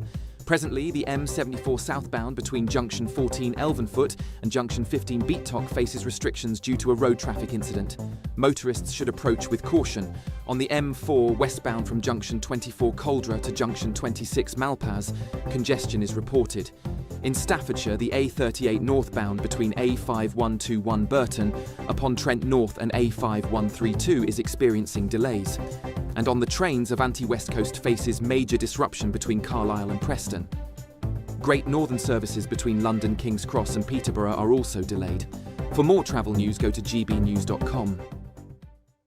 We're giving you the chance to win your entire Christmas this year paid for by us. First, we'll give you an incredible £30,000 in tax-free cash. Then we'll give you a further £10,000 cash to spend on all your Christmas presents, even the tree. Christmas lunch, that's on us too, with £1,000 in shopping vouchers to spend at your favourite supermarket. Finally, a GB News Christmas goodie bag. For a chance to win, text WIN to 63225. One entry costs £2.50 plus one standard network rate message, or text BONUS to 63225. 5 entries cost £5 plus one standard network rate message. Go to gbnews.com/win. Entries start at £2.50. Call 0903 686 3232. Calls cost £2.50 plus your network access charge, or post your name and number to GB17 PO Box 8690 Derby DE1 9TT. UK only. Entrants must be 18 or over. Lines close at 4 p.m. on the 28th of November. Please check the closing time if listening or watching on demand. I'm Michelle Dewberry. This is Jubes & Co. with you. Hello everyone, Patrick Christie is here. GB News. Britain's news channel. News Channel. Access the stories that matter to you.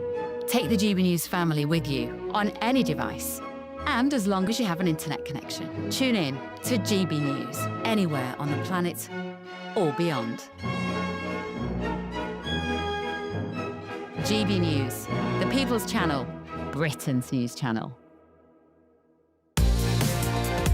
Mornings don't have to be tiresome, especially if you have the right company. Wake up to news as it happens, opinion and debate, and of course, a little bit of entertainment too. Because when the kettle's on, we're on.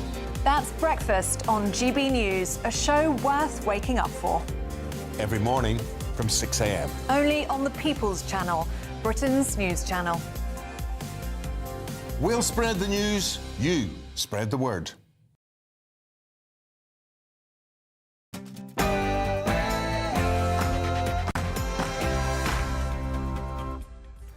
Very, very good afternoon to you and a happy Monday. It's 5 p.m. Welcome to the Martin Daubney Show here on GB News, broadcasting live across the UK. All the latest debate, news and analysis all the way through until 6 p.m. And here's what's coming up on today's show. 32-year-old Anthony Williams has been charged with 11 counts of attempted murder following a knife attack on a train in Cambridgeshire on Sunday. And he's also charged with an earlier attempted murder and possession of a bladed article in connection with a separate stabbing in East London on the previous night. We'll have all of the latest. And also coming up on today's show. We're going to walk down to the Capitol, and I'll be there with you. And we fight. We fight like hell. We're going to walk down to the Capitol, and we're going to cheer on our brave senators and congressmen and women. Astonishing breaking news story in this past hour is Donald Trump versus the BBC over accusations that the BBC doctored a Donald Trump speech by making him appear to encourage the Capitol Hill riot. And that's according to an internal whistleblowing memo seen by The Telegraph. And we'll have full reaction throughout the rest of the show. This astonishing breaking news story. And Nigel Farage has today abandoned previous plans for mass tax cuts and instead has pledged for large reductions in public spending. But do the Reform leaders' numbers add up? And that's all coming up in your next hour.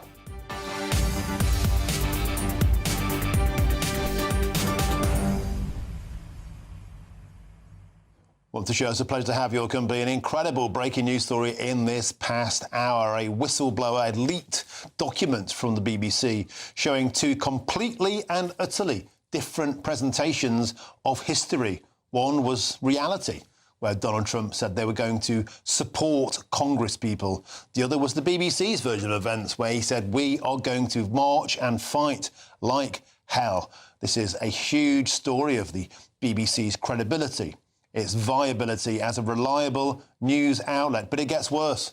Mark White, our Homeland Security editor, has details of even more dirt on the BBC, more allegations of their editorial bias against Donald Trump and bias around Gaza and allegations of a cover-up around trans issues. Don't go anywhere.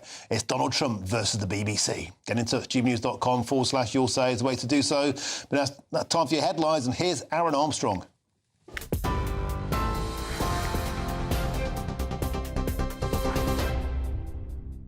Thanks, Martin. Good afternoon to you. Good evening, I should say. 2 minutes past 5. A Scunthorpe United footballer amongst those injured in Saturday's mass stabbing on a train in Cambridgeshire. Defender Jonathan Joshua remains in hospital after the attack, which left several people hurt on a service from Doncaster to London. 32-year-old Anthony Williams from Petersburg has been charged with 10 counts of attempted murder, along with assault and weapons offences. He's also charged with attempted murder and possession of a blade over an earlier attack on Saturday at Pontoon Dock on the DLR in East London. Williams has been remanded in custody and will appear at Cambridge Crown Court on the 1st of December. Meanwhile, Cambridgeshire police say 3 knife incidents in Peterborough are now being linked to the suspect in the Huntingdon train stabbings. The force says the first happened on Friday evening at a barber's in Fletton, where a man was reported with a knife but wasn't was seen with a knife but not reported until 2 hours later. A second call came the next morning. The same man returned, but officers could not locate him. And police also confirmed a 14-year-old boy was stabbed in the city centre that night and later discharged from hospital. All three are being reviewed as part of a wider investigation, which remains led by British Transport Police. Cambridgeshire Police have referred themselves to the Independent Office for Police Conduct. Meanwhile, the Home Secretary Shabana Mahmood has thanked emergency services for their quick response. In a statement to the House of Commons, she's paid tribute to the bravery of all passengers and staff on the train, including Andrew Johnson, an Iraq War veteran who intercepted the attacker. I would like to draw particular attention to one member of the onboard crew who ran towards danger, confronting the attacker for a sustained period of time and stopped his advance through the train. He put himself in harm's way, suffered grievous injuries as a result, and remains in hospital today in a critical but stable condition. On Saturday, he went to work to do his job. Today, he is a hero and forever will be. Now, 4 people have suffered minor injuries after a train travelling at 80 miles an hour had landslide and derailed in Cumbria. 87 passengers were on board the Avanti West Coast service from Glasgow to London when the front carriage came off the tracks near Shap at around 6:15 this morning. Network Rail says it happened in appalling weather conditions and all passengers have been safely evacuated. The line between Preston and Scotland remains blocked. Avanti's warning of major disruption for days. Transport Secretary Heidi Alexander has says there will be an investigation. Nigel Farage says he'll form the most pro-business government in British history if Reform UK wins the next election. In a major policy shift, Mr Farage dropped his earlier £90 billion tax cut pledge, saying fiscal discipline must come first after what he called years of Labour and Tory mismanagement. He's promising to raise the personal tax threshold to £20,000, cut corporation tax, scrap business rates for small firms and make it easier to hire and fire workers. Now, the National Association of Head Teachers says it's considering strike action after losing its High Court challenge against Ofsted's new grading system. The reforms will introduce detailed report cards and a 5-point scale later this month. Unions say it will pile pressure on teachers and stress, but Ofsted insists it will make inspections fairer and more transparent. The Foreign Secretary is calling for Israel to allow more aid into Gaza following last month's tentative ceasefire. Authorities in Gaza say only a fraction of deliveries have been allowed in as part of the US brokered deal. And Israel, well, it's placed new checks and restrictions on the entry of aid, accusing Hamas of violating the terms of the ceasefire by not returning all the bodies of deceased hostages. Hamas returned 3 more dead captives on Sunday, meaning 8 remain unaccounted for. Yvette Cooper has been visiting a warehouse in Jordan, which is full of UK aid, awaiting access into Gaza.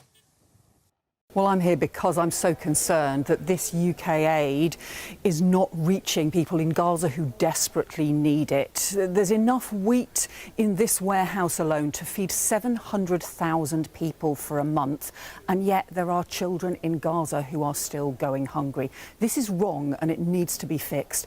And that's why I'm calling for all of the crossings to be reopened, for restrictions to be lifted, and for a huge flood of aid to go into Gaza, because frankly, the people of Gaza cannot wait. And water companies have been ordered to take urgent action after harmful levels of forever chemicals were found in drinking water sources serving more than 6 million people. 23 enforcement notices have been issued by the Drinking Water Inspectorate over contamination that could pose a potential danger to human health.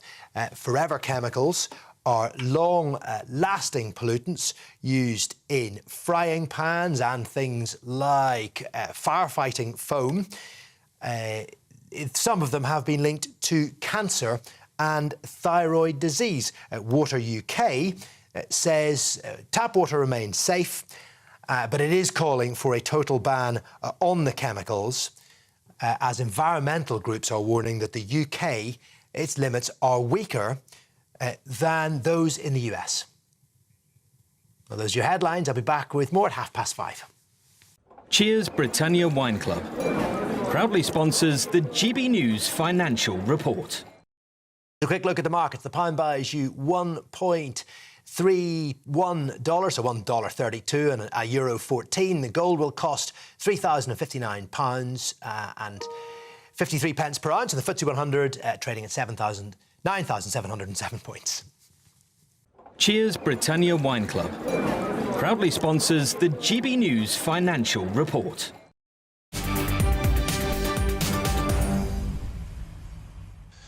Thank you, Aaron. And to our top story this hour, it's the other huge breaking news today that the BBC has, quotes, doctored a Donald Trump speech by making him appear to encourage the Capitol Hill riot.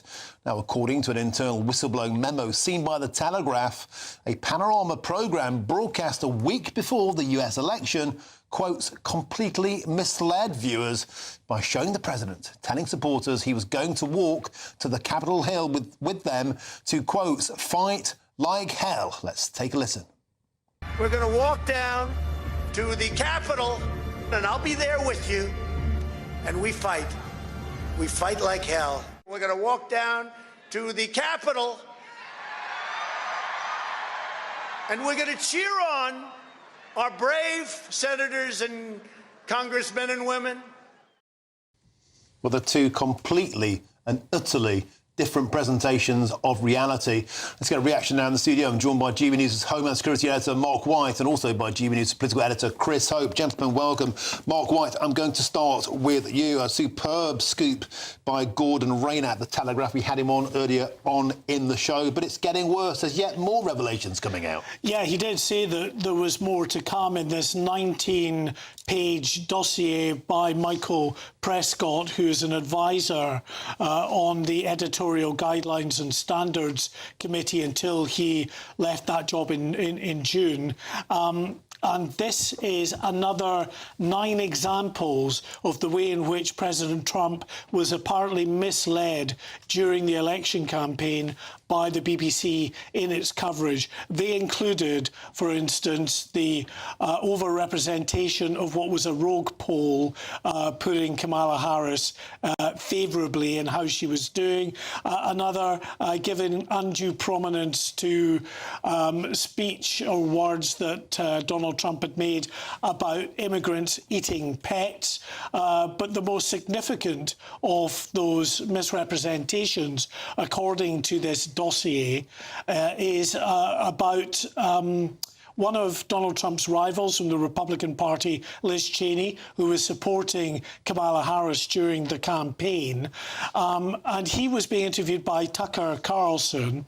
And he had said at one point, let's put her with a rifle standing there with 9 barrels shooting at her face. OK, let's see how she feels about it. Now, Donald Trump and his supporters say that was all about Liz Cheney supporting sending troops off to the front line to war conflicts and coming into harm's way, and about those irresponsible politicians. How would they like it if they're put into a war zone? You know, politicians will quite often say things like that. That in itself, I don't think, is too controversial. However, it was packaged up and represented by the Harris campaign as this was Donald Trump urging Liz Cheney to be shot in the face.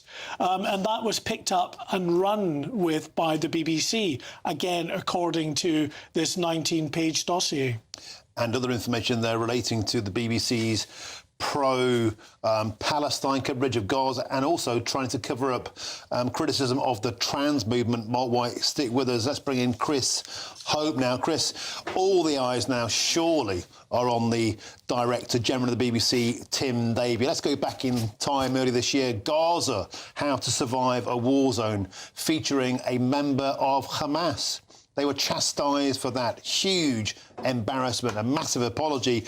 Bob Villan at Glastonbury, death to the IVF, another slap on the wrist. This is perhaps the worst of them all. To completely misrepresent a presidential candidate a week before election, surely now the buck stops with Tim Davie. Well, it really does. He's the editor-in-chief. It's his job to make sure this doesn't happen. It is like there's a litany of these issues so far this year. They do like to talk about trust in the BBC, and this seems to undermine everything they're saying. Looking at those videos are extraordinary. I mean, completely out of context and putting an import on the words used by Trump, which wasn't there at all. We're trying to talk. I've been texting here, trying to get hold of anyone from the government, and the number 10 when I asked them at 4 o'clock, they hadn't seen it yet. The story broke on the Telegraph website at 3:30, so a bit soon for that. We're trying to get to Lisa Nandy's people, to the Tories, to Reform, and of course to the White House. Caroline Leavitt, who's the spokesman for Donald Trump, has been known to call out the BBC before, and they've gone on live blogs. But if she sees this, it could be very, very, very tricky later on tonight. Very, very tricky. And I put it to you, could be very, very expensive. Donald Trump's got a big checkbook. He's litigious. He's not afraid to use it against the media. We've seen that with the New York Times. We've seen it with CNN. I reckon there could be some severe financial penalties potentially incoming. Let's get another voice in now. Speak to the Republican commentator, Lee Cohen, who is live for us from Florida. Lee, welcome to the show. It's going to be Donald Trump versus the BBC. There's no way Donald Trump is going to take this one sitting down. Well, Martin, thanks so much for having me on.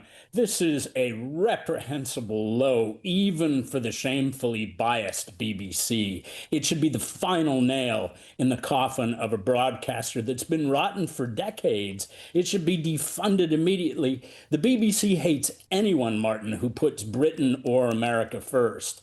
And you know what? The British people's license fees just paid for a hit job on the most pro-British U.S. president of our lifetimes. Lee Cohen, I was mentioning there about the fact Donald Trump has filed multi-million-dollar lawsuits against media companies in the past who've taken on his reputation. The BBC won't be immune to that, surely. Well, I shouldn't think so, and nor should they be protected from this. Martin, they doctored President Trump's own words, cut, spliced, and twisted, and then broadcast fake versions to 8 million British homes. That is a betrayal of the profession of journalism. Why should Trump hold back? He should let loose hammer and tongs on this shameful, biased broadcasting institute. And just give us an idea of the time of day in terms of the time difference. America is just waking up to this news, right, Lee Cohen, now. So we'd expect the White House to be commentating at some point in the next couple of hours. I imagine so, and I imagine they won't hold their fire. I'm sitting right now, Martin, just a mile from Mar-a-Lago in Florida, and it's noon. So I expect we're going to be hearing something soon, and I am waiting with anticipation. OK, thanks for joining us there, Lee Cohen, live from Florida. As America wakes up to this astonishing story, let's see what Donald Trump and the White House's response will be. Quickly coming back to Mark White. Mark, you just raised an excellent point in my ear there. Did this go out to an American audience, or was it just contained within the UK? Because if it did go out worldwide, then the stakes are much higher. Well, a big part of the BBC's sort of revenue-gathering process is BBC World. And we know that on BBC News, now a world service sort of combined effort with the News in London, often you will get panorama programmes and Newsnight going out in the States as well. So it's an altogether different proposition, I think, if you are taking and altering the truth of what President Trump has said in this piece of programming, and it's only going out to those within the UK. But if it's actually going out to America as well, that could be seen as something that absolutely could potentially impact and influence voters. Well, as we know, of course, he won it by a landslide anyway, but it doesn't negate the fact that clearly this was, you know, in terms of the programme and the way in which this programme was presented, something that was potentially very damaging to Donald Trump's reputation. And there'll be huge conversation around external intervention in American elections by a British broadcaster if it only went out in Britain. But if it did go out in America, it could be perceived as direct editorial interventions. Well, listen, I think it's worth also just taking it back to the BBC for a second.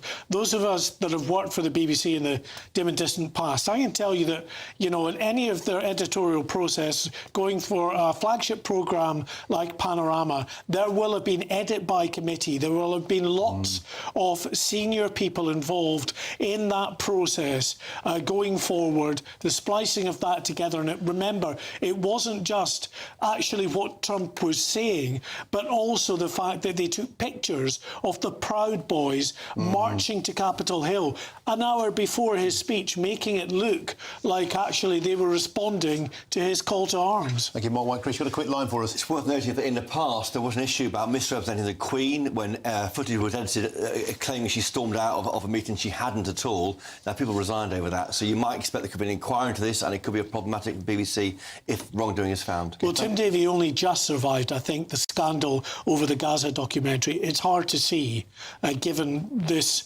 the seriousness of this particular issue, how he might survive. Okay, thank you very much, Mark White. Thank you very much, Chris. So now, BBC spokesperson told GB News this: while we don't comment on leaked documents, when the BBC receives feedback, he takes it seriously and considers it carefully. Michael Prescott is a former advisor to a board committee where differing views and opinions of our coverage are routinely discussed and debated. Now, moving back to domestic news, 32-year-old Anthony Williams has been remanded in custody after being charged with Saturday's Huntingdon train stabbings, as well as a separate attack in London hours before. And our GB News reporter, national reporter Will Godley joins us now live from Peterborough. Will, bring us up to speed.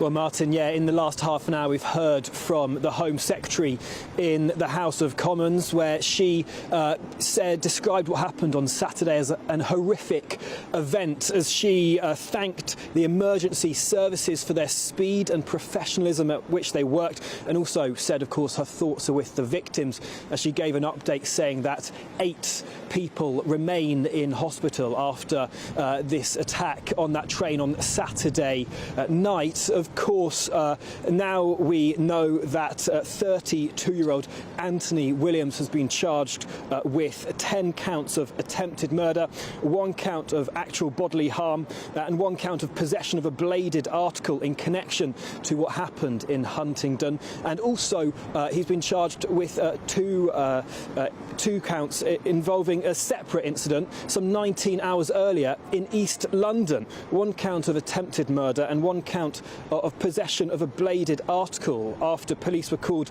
to an incident at the Pontoon Dock DLR station. Well, of course, that means these proceedings are very active, and the Home Secretary very careful about what she said in the House of Commons earlier. But I can tell you that she said that there's little I can say about this man and his past, but she did say he was not known to security services or counter-terror police, and she said that questions will be answered in due course, but the Shadow Home Secretary Chris Philp asked her some questions in response to her statement. He said, were there any opportunities to stop this from occurring, and was he known to police or mental health services? Well, the Home Secretary unable to answer those questions in the House of Commons, but the police continue their investigations as the Independent Office of Police Conduct will be looking into the surroundings as what the police knew when.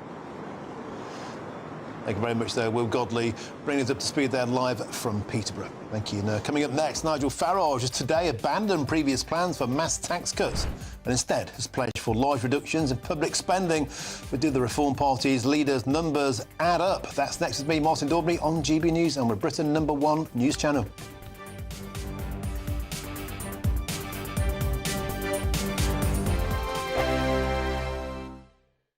Britain was once the envy of the world. But look around. A nation that no longer knows what it is or where it's going. A country that's broken. How do we fix Britain? How do we bring it back? Friday night with Matt Goodwin at 8 p.m. Only on GB News. Decisions made in Washington aren't just shaping America, they're shaping Britain too. From migration to global security, from crime to health. Whatever happens in the White House today will be felt in your town or city tomorrow. That's why The Late Show is live from Washington, D.C. Cutting through the politics to show you what it all means for Britain. The Late Show Live, every night at midnight. Only on GB News, Britain's news channel. No matter the state it's in, this is our nation. Join me, Jacob Rees-Mogg, for a genuine, honest discussion on where we have been, where we are going, and where we are with the people who set the direction. Tune in to State of the Nation every Monday to Thursday, 8 to 9 o'clock. Only on GB News. Exciting news. Every Friday, my Patrick Christie's Tonight Show is going to have a twist to it. We're welcoming some special guests. You. That's right, on Fridays I'm going to be doing my show in front of a live studio audience because this show is about you and what you have to say. It's going to be the same big debates, same big topics, same big opinions, but every Friday night at 9 p.m. you are invited to come on down to Patrick Christie's Tonight to be a part of the action. Only on GB News, the People's Channel, Britain's news channel. At GB News, we love to hear from you, our loyal community. So drop us a line at gbnews.com/yoursay. There you can talk to each other and also to the presenters live on air. gbnews.com/yoursay, because GB News is your channel, Britain's news channel. Hi, I'm Michelle Dewberry, and my show is your opportunity to cut through all the noise and dive in headfirst to some robust debates. Ideas clash. Situation, no, isn't it? No, Because the failure is you're deliberately avoiding my point. Nothing's held back, And if you think this is the end of it, wait for more. and we do not shy away from the difficult stuff. Sometimes I want to shake people and say, if only you understood. So join me on Dubes & Co. weeknights at 6 p.m. only on GB News, Britain's news channel. Mornings don't have to be tiresome, especially if you have the right company. Wake up to news as it happens, opinion and debate, and of course, a little bit of entertainment too. Because when the kettle's on, we're on. That's Breakfast on GB News, a show worth waking up for. Every morning from 6 a.m. Only on the People's Channel, Britain's news channel. We'll spread the news, you spread the word.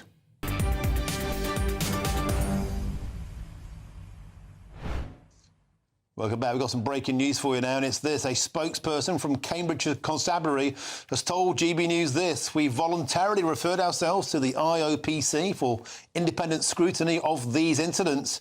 This is the multiple stabbings, of course, on Saturday night. As is standard practice in these cases, however, the referral did not meet the criteria for a valid referral, so they are not investigating the matter. So that's the Cambridgeshire Police there around the case of Anthony Williams, not referring themselves to be investigated by the IOPC. Bringing more on that later on in the show. Returning to domestic politics, the Reform UK leader Nigel Farage was setting out his economic plans earlier today. In case you missed it, this is what the Reform leader had to say. And so my promise is that Reform will not just think differently, but Reform will do differently.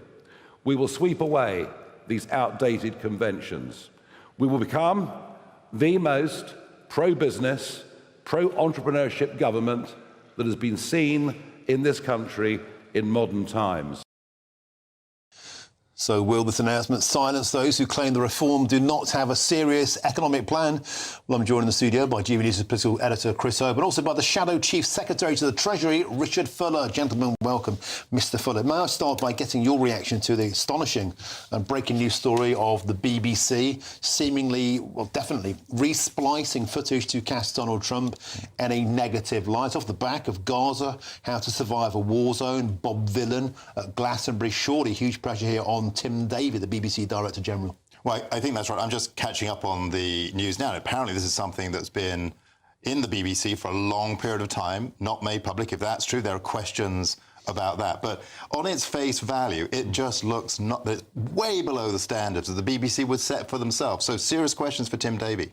OK, thank you very much. Now, let's get your reaction to Nigel Farage earlier on today in the City of London, laying out Reform's economic plans. To you, do the numbers add up? Well, there weren't any numbers. That was one of the problems, I think, today with Nigel Farage's speech. He hasn't cleared up the confusion about where they were in the election, where they are now, which taxes they've decided they're going to keep, which ones they're not. That's a problem. He's still talking about the increasing benefits. He tried to clarify some of that, but it's still a pro-benefits strategy. So I don't think Mr Farage cleared the confusion today. There was an announcement around mass migration has made the average Briton poorer. He was particularly condemnatory of the Conservatives, of the Boris wave, laying the blame squarely at the door of the Conservative Party for mass immigration that's left Britons worse off. Well, I think he's right to point to some of the issues about mass migrations. There were changes made under the last government which brought some of the numbers down. But the broader point about economic policy, about whether the goal of the government's policy is to increase GDP, the size of the economy, or to focus on increasing GDP per capita, how each of us feel, are we getting better? I think that is the right focus. It's one that Kemi Badenoch wants us to focus on, and it's good to hear Nigel Farage saying that too. The language, though, from Nigel Farage was quite conservative, wasn't he? You wanted to support Alarm Clock Britain, be pro-business, the party of risk-taking entrepreneurs, deregulate the rule book. This is literally taking Conservative clothes after you failed to do it in 14 years. Yeah, Mr Farage was a sort of mini-me version of Kemi Badenoch at Conservative Party conference, but without the details. So I think it's up to him now to say, well, where are all these details? But yes, the general principles that the answer to the British economy is that people go out and work hard, that when they work hard, they keep more of their income, that we reward people for taking risks. There are good principles, and as you rightly said, those are Conservative principles. He also was condemnatory of the Conservatives by saying Brexit has been squandered. Of course, Boris Johnson said he'd get Brexit done. A lot of people didn't think that quite happened. He also then steamed into the current cabinet, and he said our current politicians aren't good enough. They don't understand finance. They don't understand business. They don't understand money. Do you think that's a fair criticism of the Labour front bench? They haven't really had a real job in the real world. Well, it is a very fair criticism of the Labour front bench. And if I look at my colleague Mel Stride, he's the Shadow Chancellor. He ran his own business very successfully before he came into politics. Look at Andrew Griffiths, the Shadow Business Secretary, very successful business person beforehand. It is a difference from the Labour Party that their front bench is completely lacking in what we call real-world experience. And I think that's important. I didn't become an MP until I nearly turned 50. I'd had a career before I got into politics, and it does change the way you look at things. You're not interested in climbing the greasy pole. You're interested in looking about what's right for your constituents, and then if you get into front bench role, what's right for the country. Chris?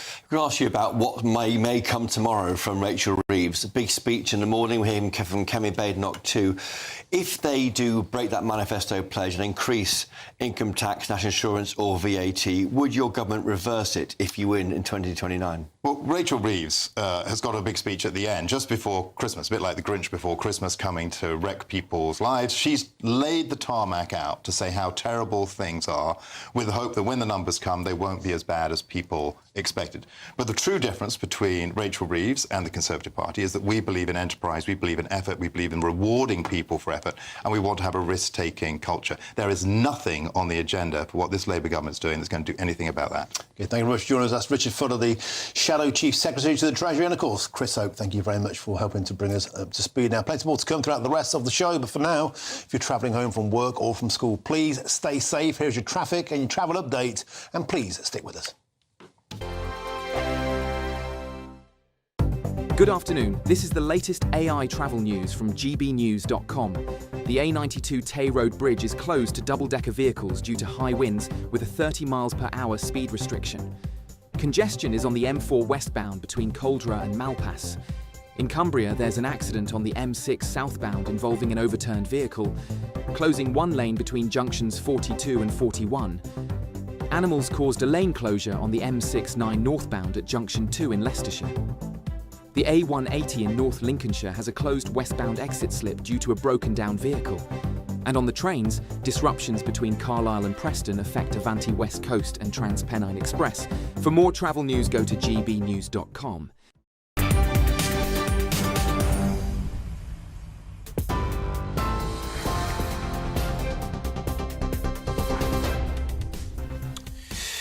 Very good evening to you. 32 minutes past 5. Our headlines. Cambridgeshire Police is no longer under investigation by the watchdog over its handling of events leading up to Saturday's mass stabbing on a train In Cambridgeshire, 3 further incidents are being reviewed, including the stabbing of a 14-year-old boy. It comes after a man appeared in court in connection with the attack on the train. Well, that man is a 32-year-old from Peterborough. He's been remanded in custody after being charged with 11 counts of attempted murder. And another incident in London hours earlier. Police now say those knife incidents in Peterborough earlier are being linked to Anthony Williams, the same suspect. One involved a 14-year-old boy who was stabbed, but he was later discharged from hospital. The National Association of Head Teachers is considering taking legal action and going on strike after losing its High Court challenge against Ofsted's new grading system. The reforms will introduce detailed school report cards and a 5-point scale later this month. Some 6 million people could be affected by so-called forever chemicals found in their drinking water. Several water firms have been told to take urgent action, although regulators insist tap water is still safe to drink.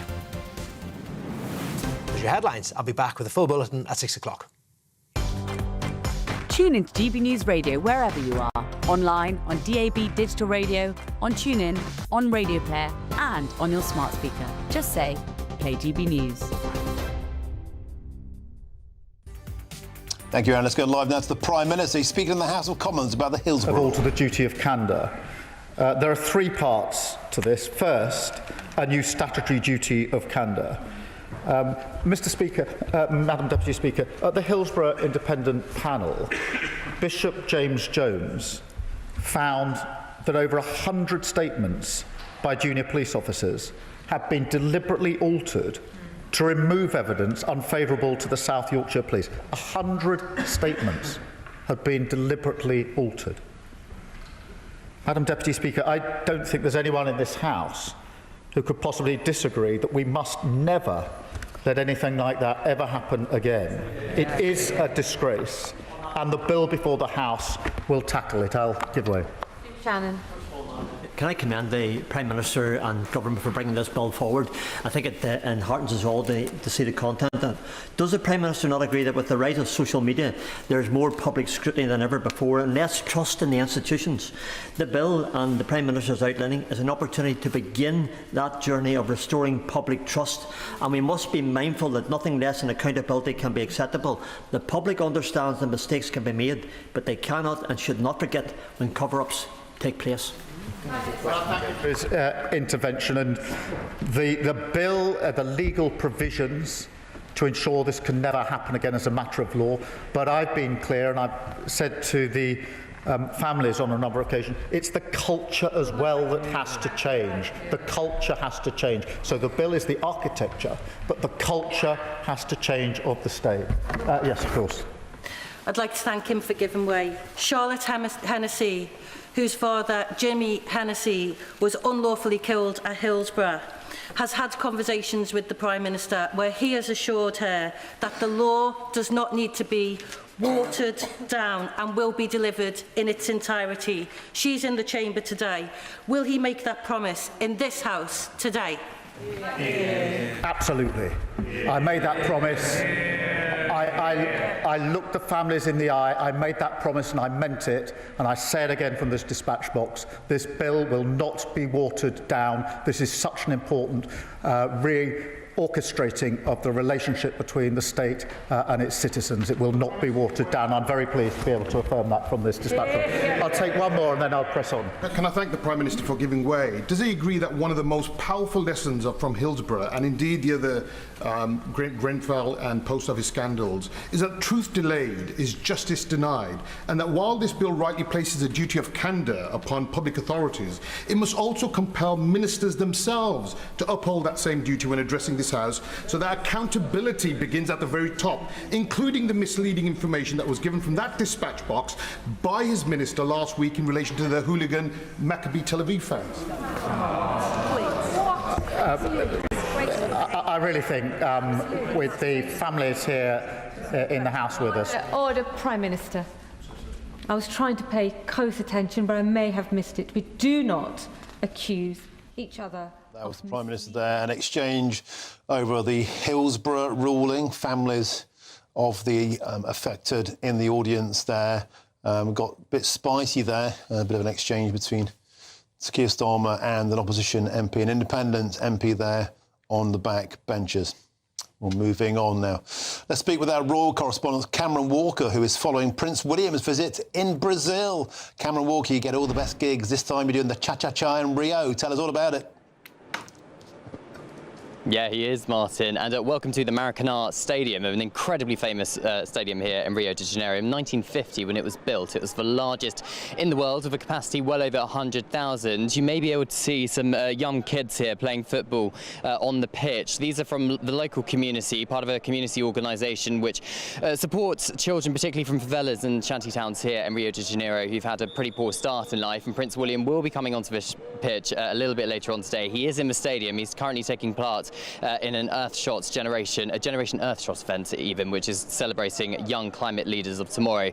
But I think football perhaps is going to be where his heart is a little bit later on today, spending time with these kids. It's all about building resilience, social links as well, and also they're going to be joined by a number of famous faces, a number of famous footballers as well here. Of course, it's been non-stop for Prince William in Rio so far today. He only landed this morning on a commercial flight here in Rio de Janeiro, straight up to Sugarloaf Mountain, which is an iconic landmark really in Rio, with a beautiful view of a number of the beaches, a number of the buildings, but also the Christ the Redeemer statue on top. And he was given a special key to the city of Rio by the mayor of Rio de Janeiro, all about symbolising the welcome to Brazil for the future king, because this year is 200 years of shared partnerships between the United Kingdom and Brazil. And the mayor told us that William being here is a really big part of that. And I think sometimes it's quite easy, particularly over the last few weeks, Martin, with all the scandals surrounding the Andrew problem when it comes to the royal family. I think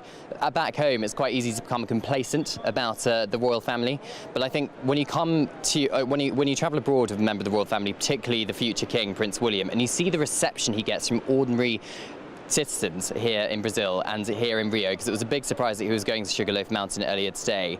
They are so excited to see him. They're really ecstatic, and that is the kind of soft power in action. And I think it's a reminder perhaps of how key some people would see it, the royal family is, to brand Britain on the world stage and keeping us kind of, you know, at the top of the pecking order, as it were, when it comes to trade negotiations, but also from Prince William's perspective, he'll be wanting to push his climate change and solutions to the climate problems that the world faces. So it's a 3 or 4 day trip here to Brazil for the Prince of Wales, 3 days in Rio, then 1 day in Belém for the COP30 conference, where he's going to be representing his father. I'm told that King Charles is being really keeping across what William, his son, is doing here in Rio, particularly with his Earthshot Prize on Wednesday. But I think perhaps William's highlight today will be playing football with these kids in such an iconic football stadium, Martin.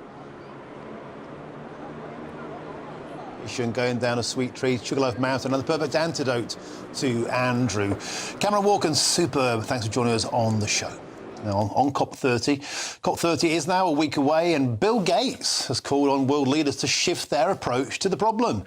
Well, the Microsoft founder has issued a memo to world leaders calling on them to shift their priorities to human welfare rather than arbitrary emissions targets. Well, the penny seems to have finally dropped for the billionaire, who went on to criticise the doomsday view of climate change, writing on his website that although climate change will have serious consequences, particularly for people in the poorest countries, it will not lead to humanity's demise. Well, let's now speak with the campaign director at Net Zero Watch UK, Maurice Cousins. Maurice, a pleasure to have you here in Westminster. An awakening for the woke billionaire. I know, it feels like a total vindication for people like myself who've often thought that the alarmist narrative has been overdone over the years. So it's great to have people like Bill Gates coming over to our side. What do you think's driven this? I mean, in his speech, and he's completely correct, he's saying rather than focus on arbitrary targets where wealthy nations pay a huge price, how about we focus on improving the quality of life of everybody around the world? And that means giving them cheaper energy. Well, who knew? I mean, like, as if we haven't known that for several centuries. I don't think there's a single nation on earth that's managed to achieve high incomes with lower consumptions of energy. And really now, what we've been doing for the last 2 decades is we've been rationing energy by making it far more expensive. And as a result of that, our living standards and economic growth and productivity have either stagnated or been in decline. Well, we have some of the most expensive energy in the entire world. I think it's 4 times more expensive than America, twice as expensive as our comrades in Europe. But meanwhile, cheap access to energy for the developing nations, surely that means cheaper access to fossil fuels. Well, yes, it will do. I mean, actually, we've got the most expensive industrial electricity prices in the developed world, despite paying average prices for natural gas. Natural gas is cheap, it's abundant, it's plentiful, and it's high density and very reliable. And if you want to be able to lift yourself out of poverty, and you want to be able to tackle things like disease, and you want to be able to have high standards of living, unfortunately, you need to be able to use that. There are other cleaner solutions as well that can offer affordability. So, like nuclear, that is a well-proven technology and something that we need to be getting a move on with. Unfortunately, as with a lot of these things, we make it more expensive because we've over-regulated it. To be a cynic, could there be a business opportunity for Mr. Gates here? Might he be trying to plug a load of his solar panels and his ideas into the developing world? I hope not. I think, ultimately, I hope that Bill Gates, he's a smart guy. He's somebody who can read data. He understands the sort of the physics of a lot of this. And I hope really he's seen the light, and he can see that actually maybe it's not a very good idea for our politics and for our society that if we make these things really expensive, it's not good for sort of the future of stability in our country. So I hope he's come to it for a point of principle rather than thinking that he can save his investments. Quite the change of position. Will it be drill, baby, drill, or drill, Bill? Drill, thank you very much for joining us in the studio today. Thank you, Martin. Maurice Cousins, a pleasure to have you. That's the campaign director of Net Zero Watch UK. Now, if you enjoy some holiday sun, here's the forecast for some of the top European destinations.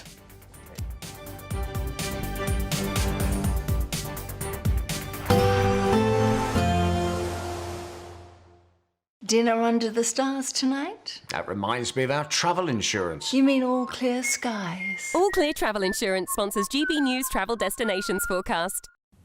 It's a slightly mixed picture across the Mediterranean at the moment. We've seen a band of rain across Eastern Europe that's now slipping its way into Greece tomorrow, so if you are heading out there, don't forget the umbrella. But many other central areas seeing some quite nice sunshine, but there's another band of rain beginning to push into western Portugal and northwestern Spain. This coming quite soon after they've had localised flooding last week, so there could be some further issues there.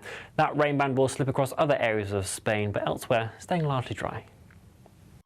All Clear Travel Insurance sponsors GB News Travel Destinations Forecast.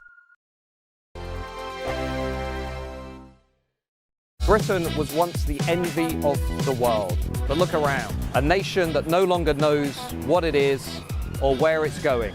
A country that's broken. How do we fix Britain?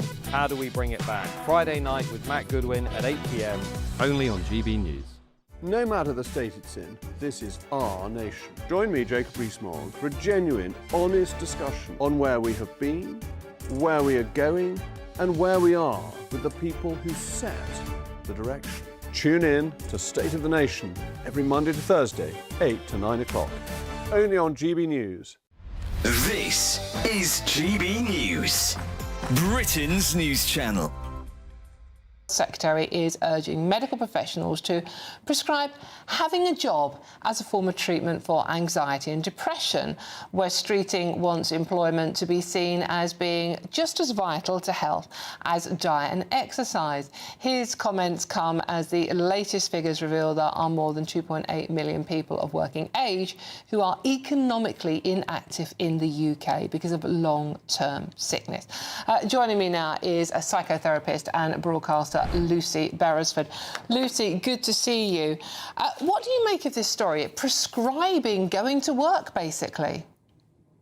In effect, that's what it's doing. And on the whole, I'm fully behind it because work is a very powerful mood lifter.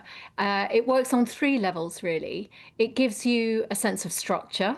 It gives you somewhere that you have to go and to be there at certain times, maybe fulfill certain deadlines. It also gives you a sense of purpose. And we know from a lot of studies that when you have mental illness, and particularly when you have depression or anxiety, that sense of helplessness, worthlessness can be very debilitating, and it can send you on a downward spiral, make it very hard for you to get well.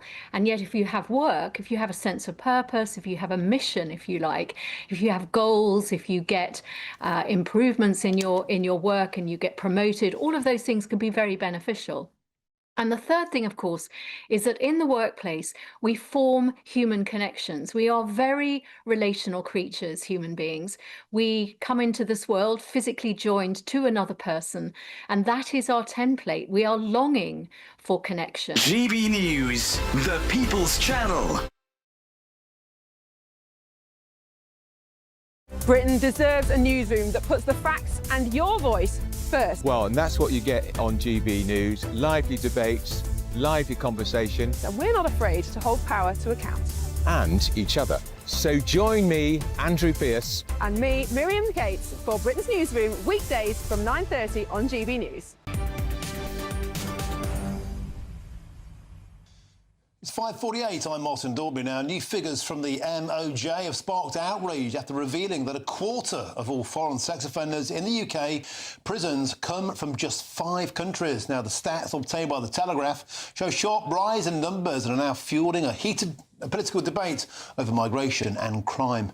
Well, joining me now is the chair of the Women's Policy Centre, Paola Diana. Paola Diana, welcome to the show. Pleasure to have you accompanied. You and I have been speaking for many, many months, if not years, about the facts, and the truth is out. Tell us about the data. Yes, Martin. So we have this data, but they're not complete because we need the full picture. How many men from these nationalities live in the United Kingdom? How many are first or second generation? And what proportion have been convicted of sexual offences over time?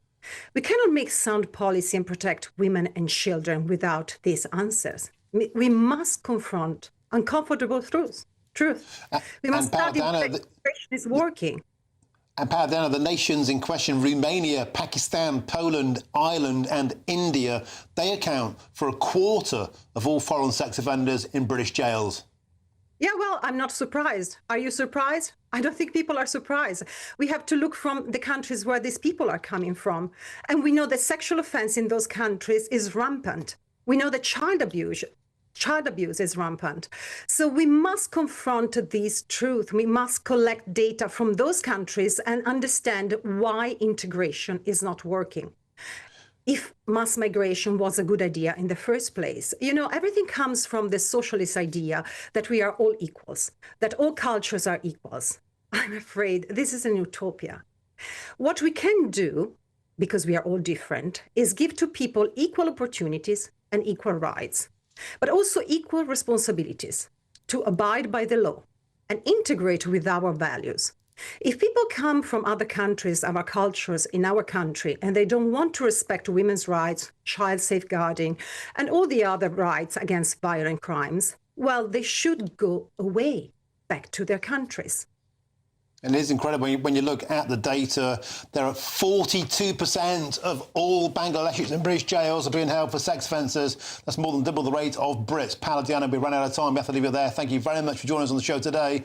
Now, a spokesman for the Ministry of Justice told GB News this: the government is deporting foreign national offenders at pace, with more than 5,000 deported last year. That's a 14% increase on the previous year. And as part of our plan for change, we've gone further by changing the law so foreign prisoners can be deported earlier than ever before. Well, of course, it's 6 p.m. and up next, it's Jubes & Co., the queen of primetime debate. She's back from her holidays. It's the wonderful, the unmissable Michelle Dewberry. Jubes, what's on your menu? Thank you, Martin Daubney. You should be my agent. Yes, I have been on holiday, but I've been following the ridiculousness that's been unfolding in this country while I have been away. We've got a lot that we need to talk about, ladies and gents. You've seen the horrific attacks, whether it's the dog walker minding his own business, people on a train minding their own business. I want to ask you, do you think we're too soft in this country when it comes to how far we're allowed to go in self-defence? We can't even carry things like pepper spray in this country. Is that the right position or not? Zia Youssef, me and Aaron Bastani after the break.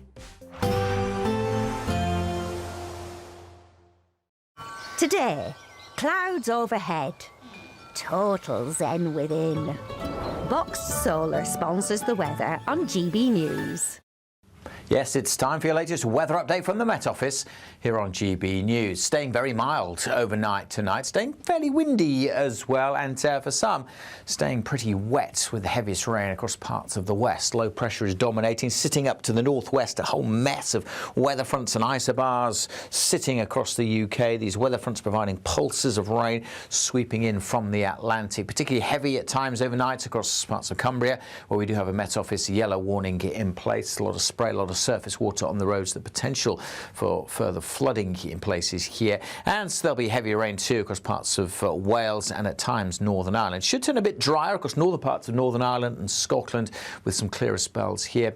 Staying cloudy but largely dry over eastern England, and a very mild night everywhere. Still quite windy then in the morning, but something a bit brighter as the sun comes up over Scotland. So we should see some dry and bright weather, particularly over the east. There'll be more showers and still quite blustery across the west. Much of Northern Ireland also starting dry, probably quite cloudy in Belfast with the risk of some rain. The heaviest rain though in the morning across parts of Wales and northwest England, where, as I say, we have that Met Office yellow warning in place across Cumbria. Largely dry and fine to start the day across East Anglia and the southeast, and probably not seeing too much in the way of rain here. Maybe some brighter spells coming through, whereas further west, more heavy rain to come into parts of South Wales and southwest England. That needs watching as that rain builds up during the course of Tuesday. Still quite gusty in the south, particularly in the southwest later on, but elsewhere the winds maybe a touch lighter than today, and still pretty mild, 15, 16 with a bit of brightness. We could even reach 17 Celsius. During the evening, further pulses of heavy rain coming into Wales, southwest England. Will spread into the Midlands, and they'll move a little further east as we go through the evening. And the rest of this working week sees further spells of rain, particularly in parts of the west, often quite windy, but generally pretty mild. Today, clouds overhead, total zen within. Box Solar sponsors the weather on GB News.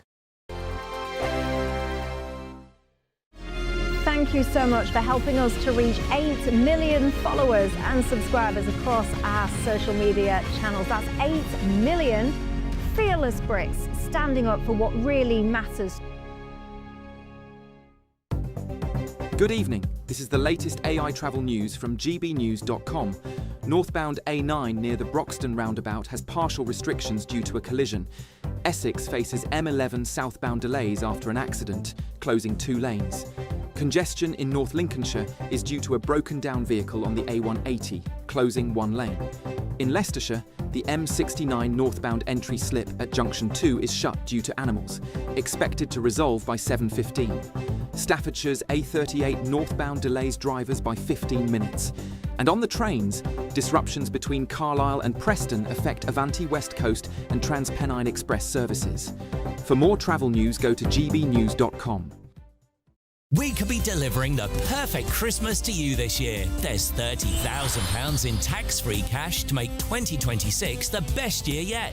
A further £10,000 cash to spend on gifts for all the family. There's £1,000 to spend in your favourite supermarket. And a festively themed GB News goodie bag. And we'll get it all to you in time for the big day. For a chance to win, text WIN to 63225. One entry costs £2.50 plus 1 standard network rate message. Or text bonus to 63225. 5 entries cost £5 plus 1 standard network rate message. Go to gbnews.com/win. Entries start at £2.50. Call 0903 686 3232. Calls cost £2.50 plus your network access charge. Or post your name and number to GB17 PO Box 8690 Derby DE1 9TT. UK only. Entrance must be 18 or over. Lines close at 4 p.m. on the 28th of November. Please check the closing time if listening or watching on demand. Good luck. Bold. They are under no illusion. Ray. Are you a human trafficker? Boundless. I've had enough of the nonsense, and I'm not afraid to say it. Don't get us on the BBC. Every weeknight, I tear through the headlines. The smell of gasoline. Should we be worried about it? From Westminster madness to cultural war chaos. What I'm going to do now, they are throwing things out the car as we speak. Get ready, Britain. Here we go. Patrick Christie tonight, weeknights from 9 p.m. only on GB News, Britain's news channel. Hi, I'm Michelle Dewberry, and my show is your opportunity to cut through all the noise and dive in headfirst to some robust debates. Ideas clash. Situation, No, isn't it? no, Because the failure is you're deliberately avoiding my point. Nothing's held back, And if you think this is the end of it, wait for more. and we do not shy away from the difficult stuff. Sometimes I want to shake people and say, if only you understood. So join me on Dubes & Co. weeknights at 6 p.m, only on GB News, Britain's news channel.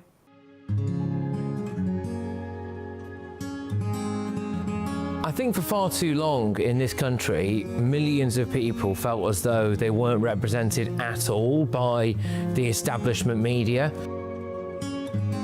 GB News was needed because there literally was no other voice. Everyone was saying the same thing. GB News exists because there is a desperate need for fearless journalism that puts the people first.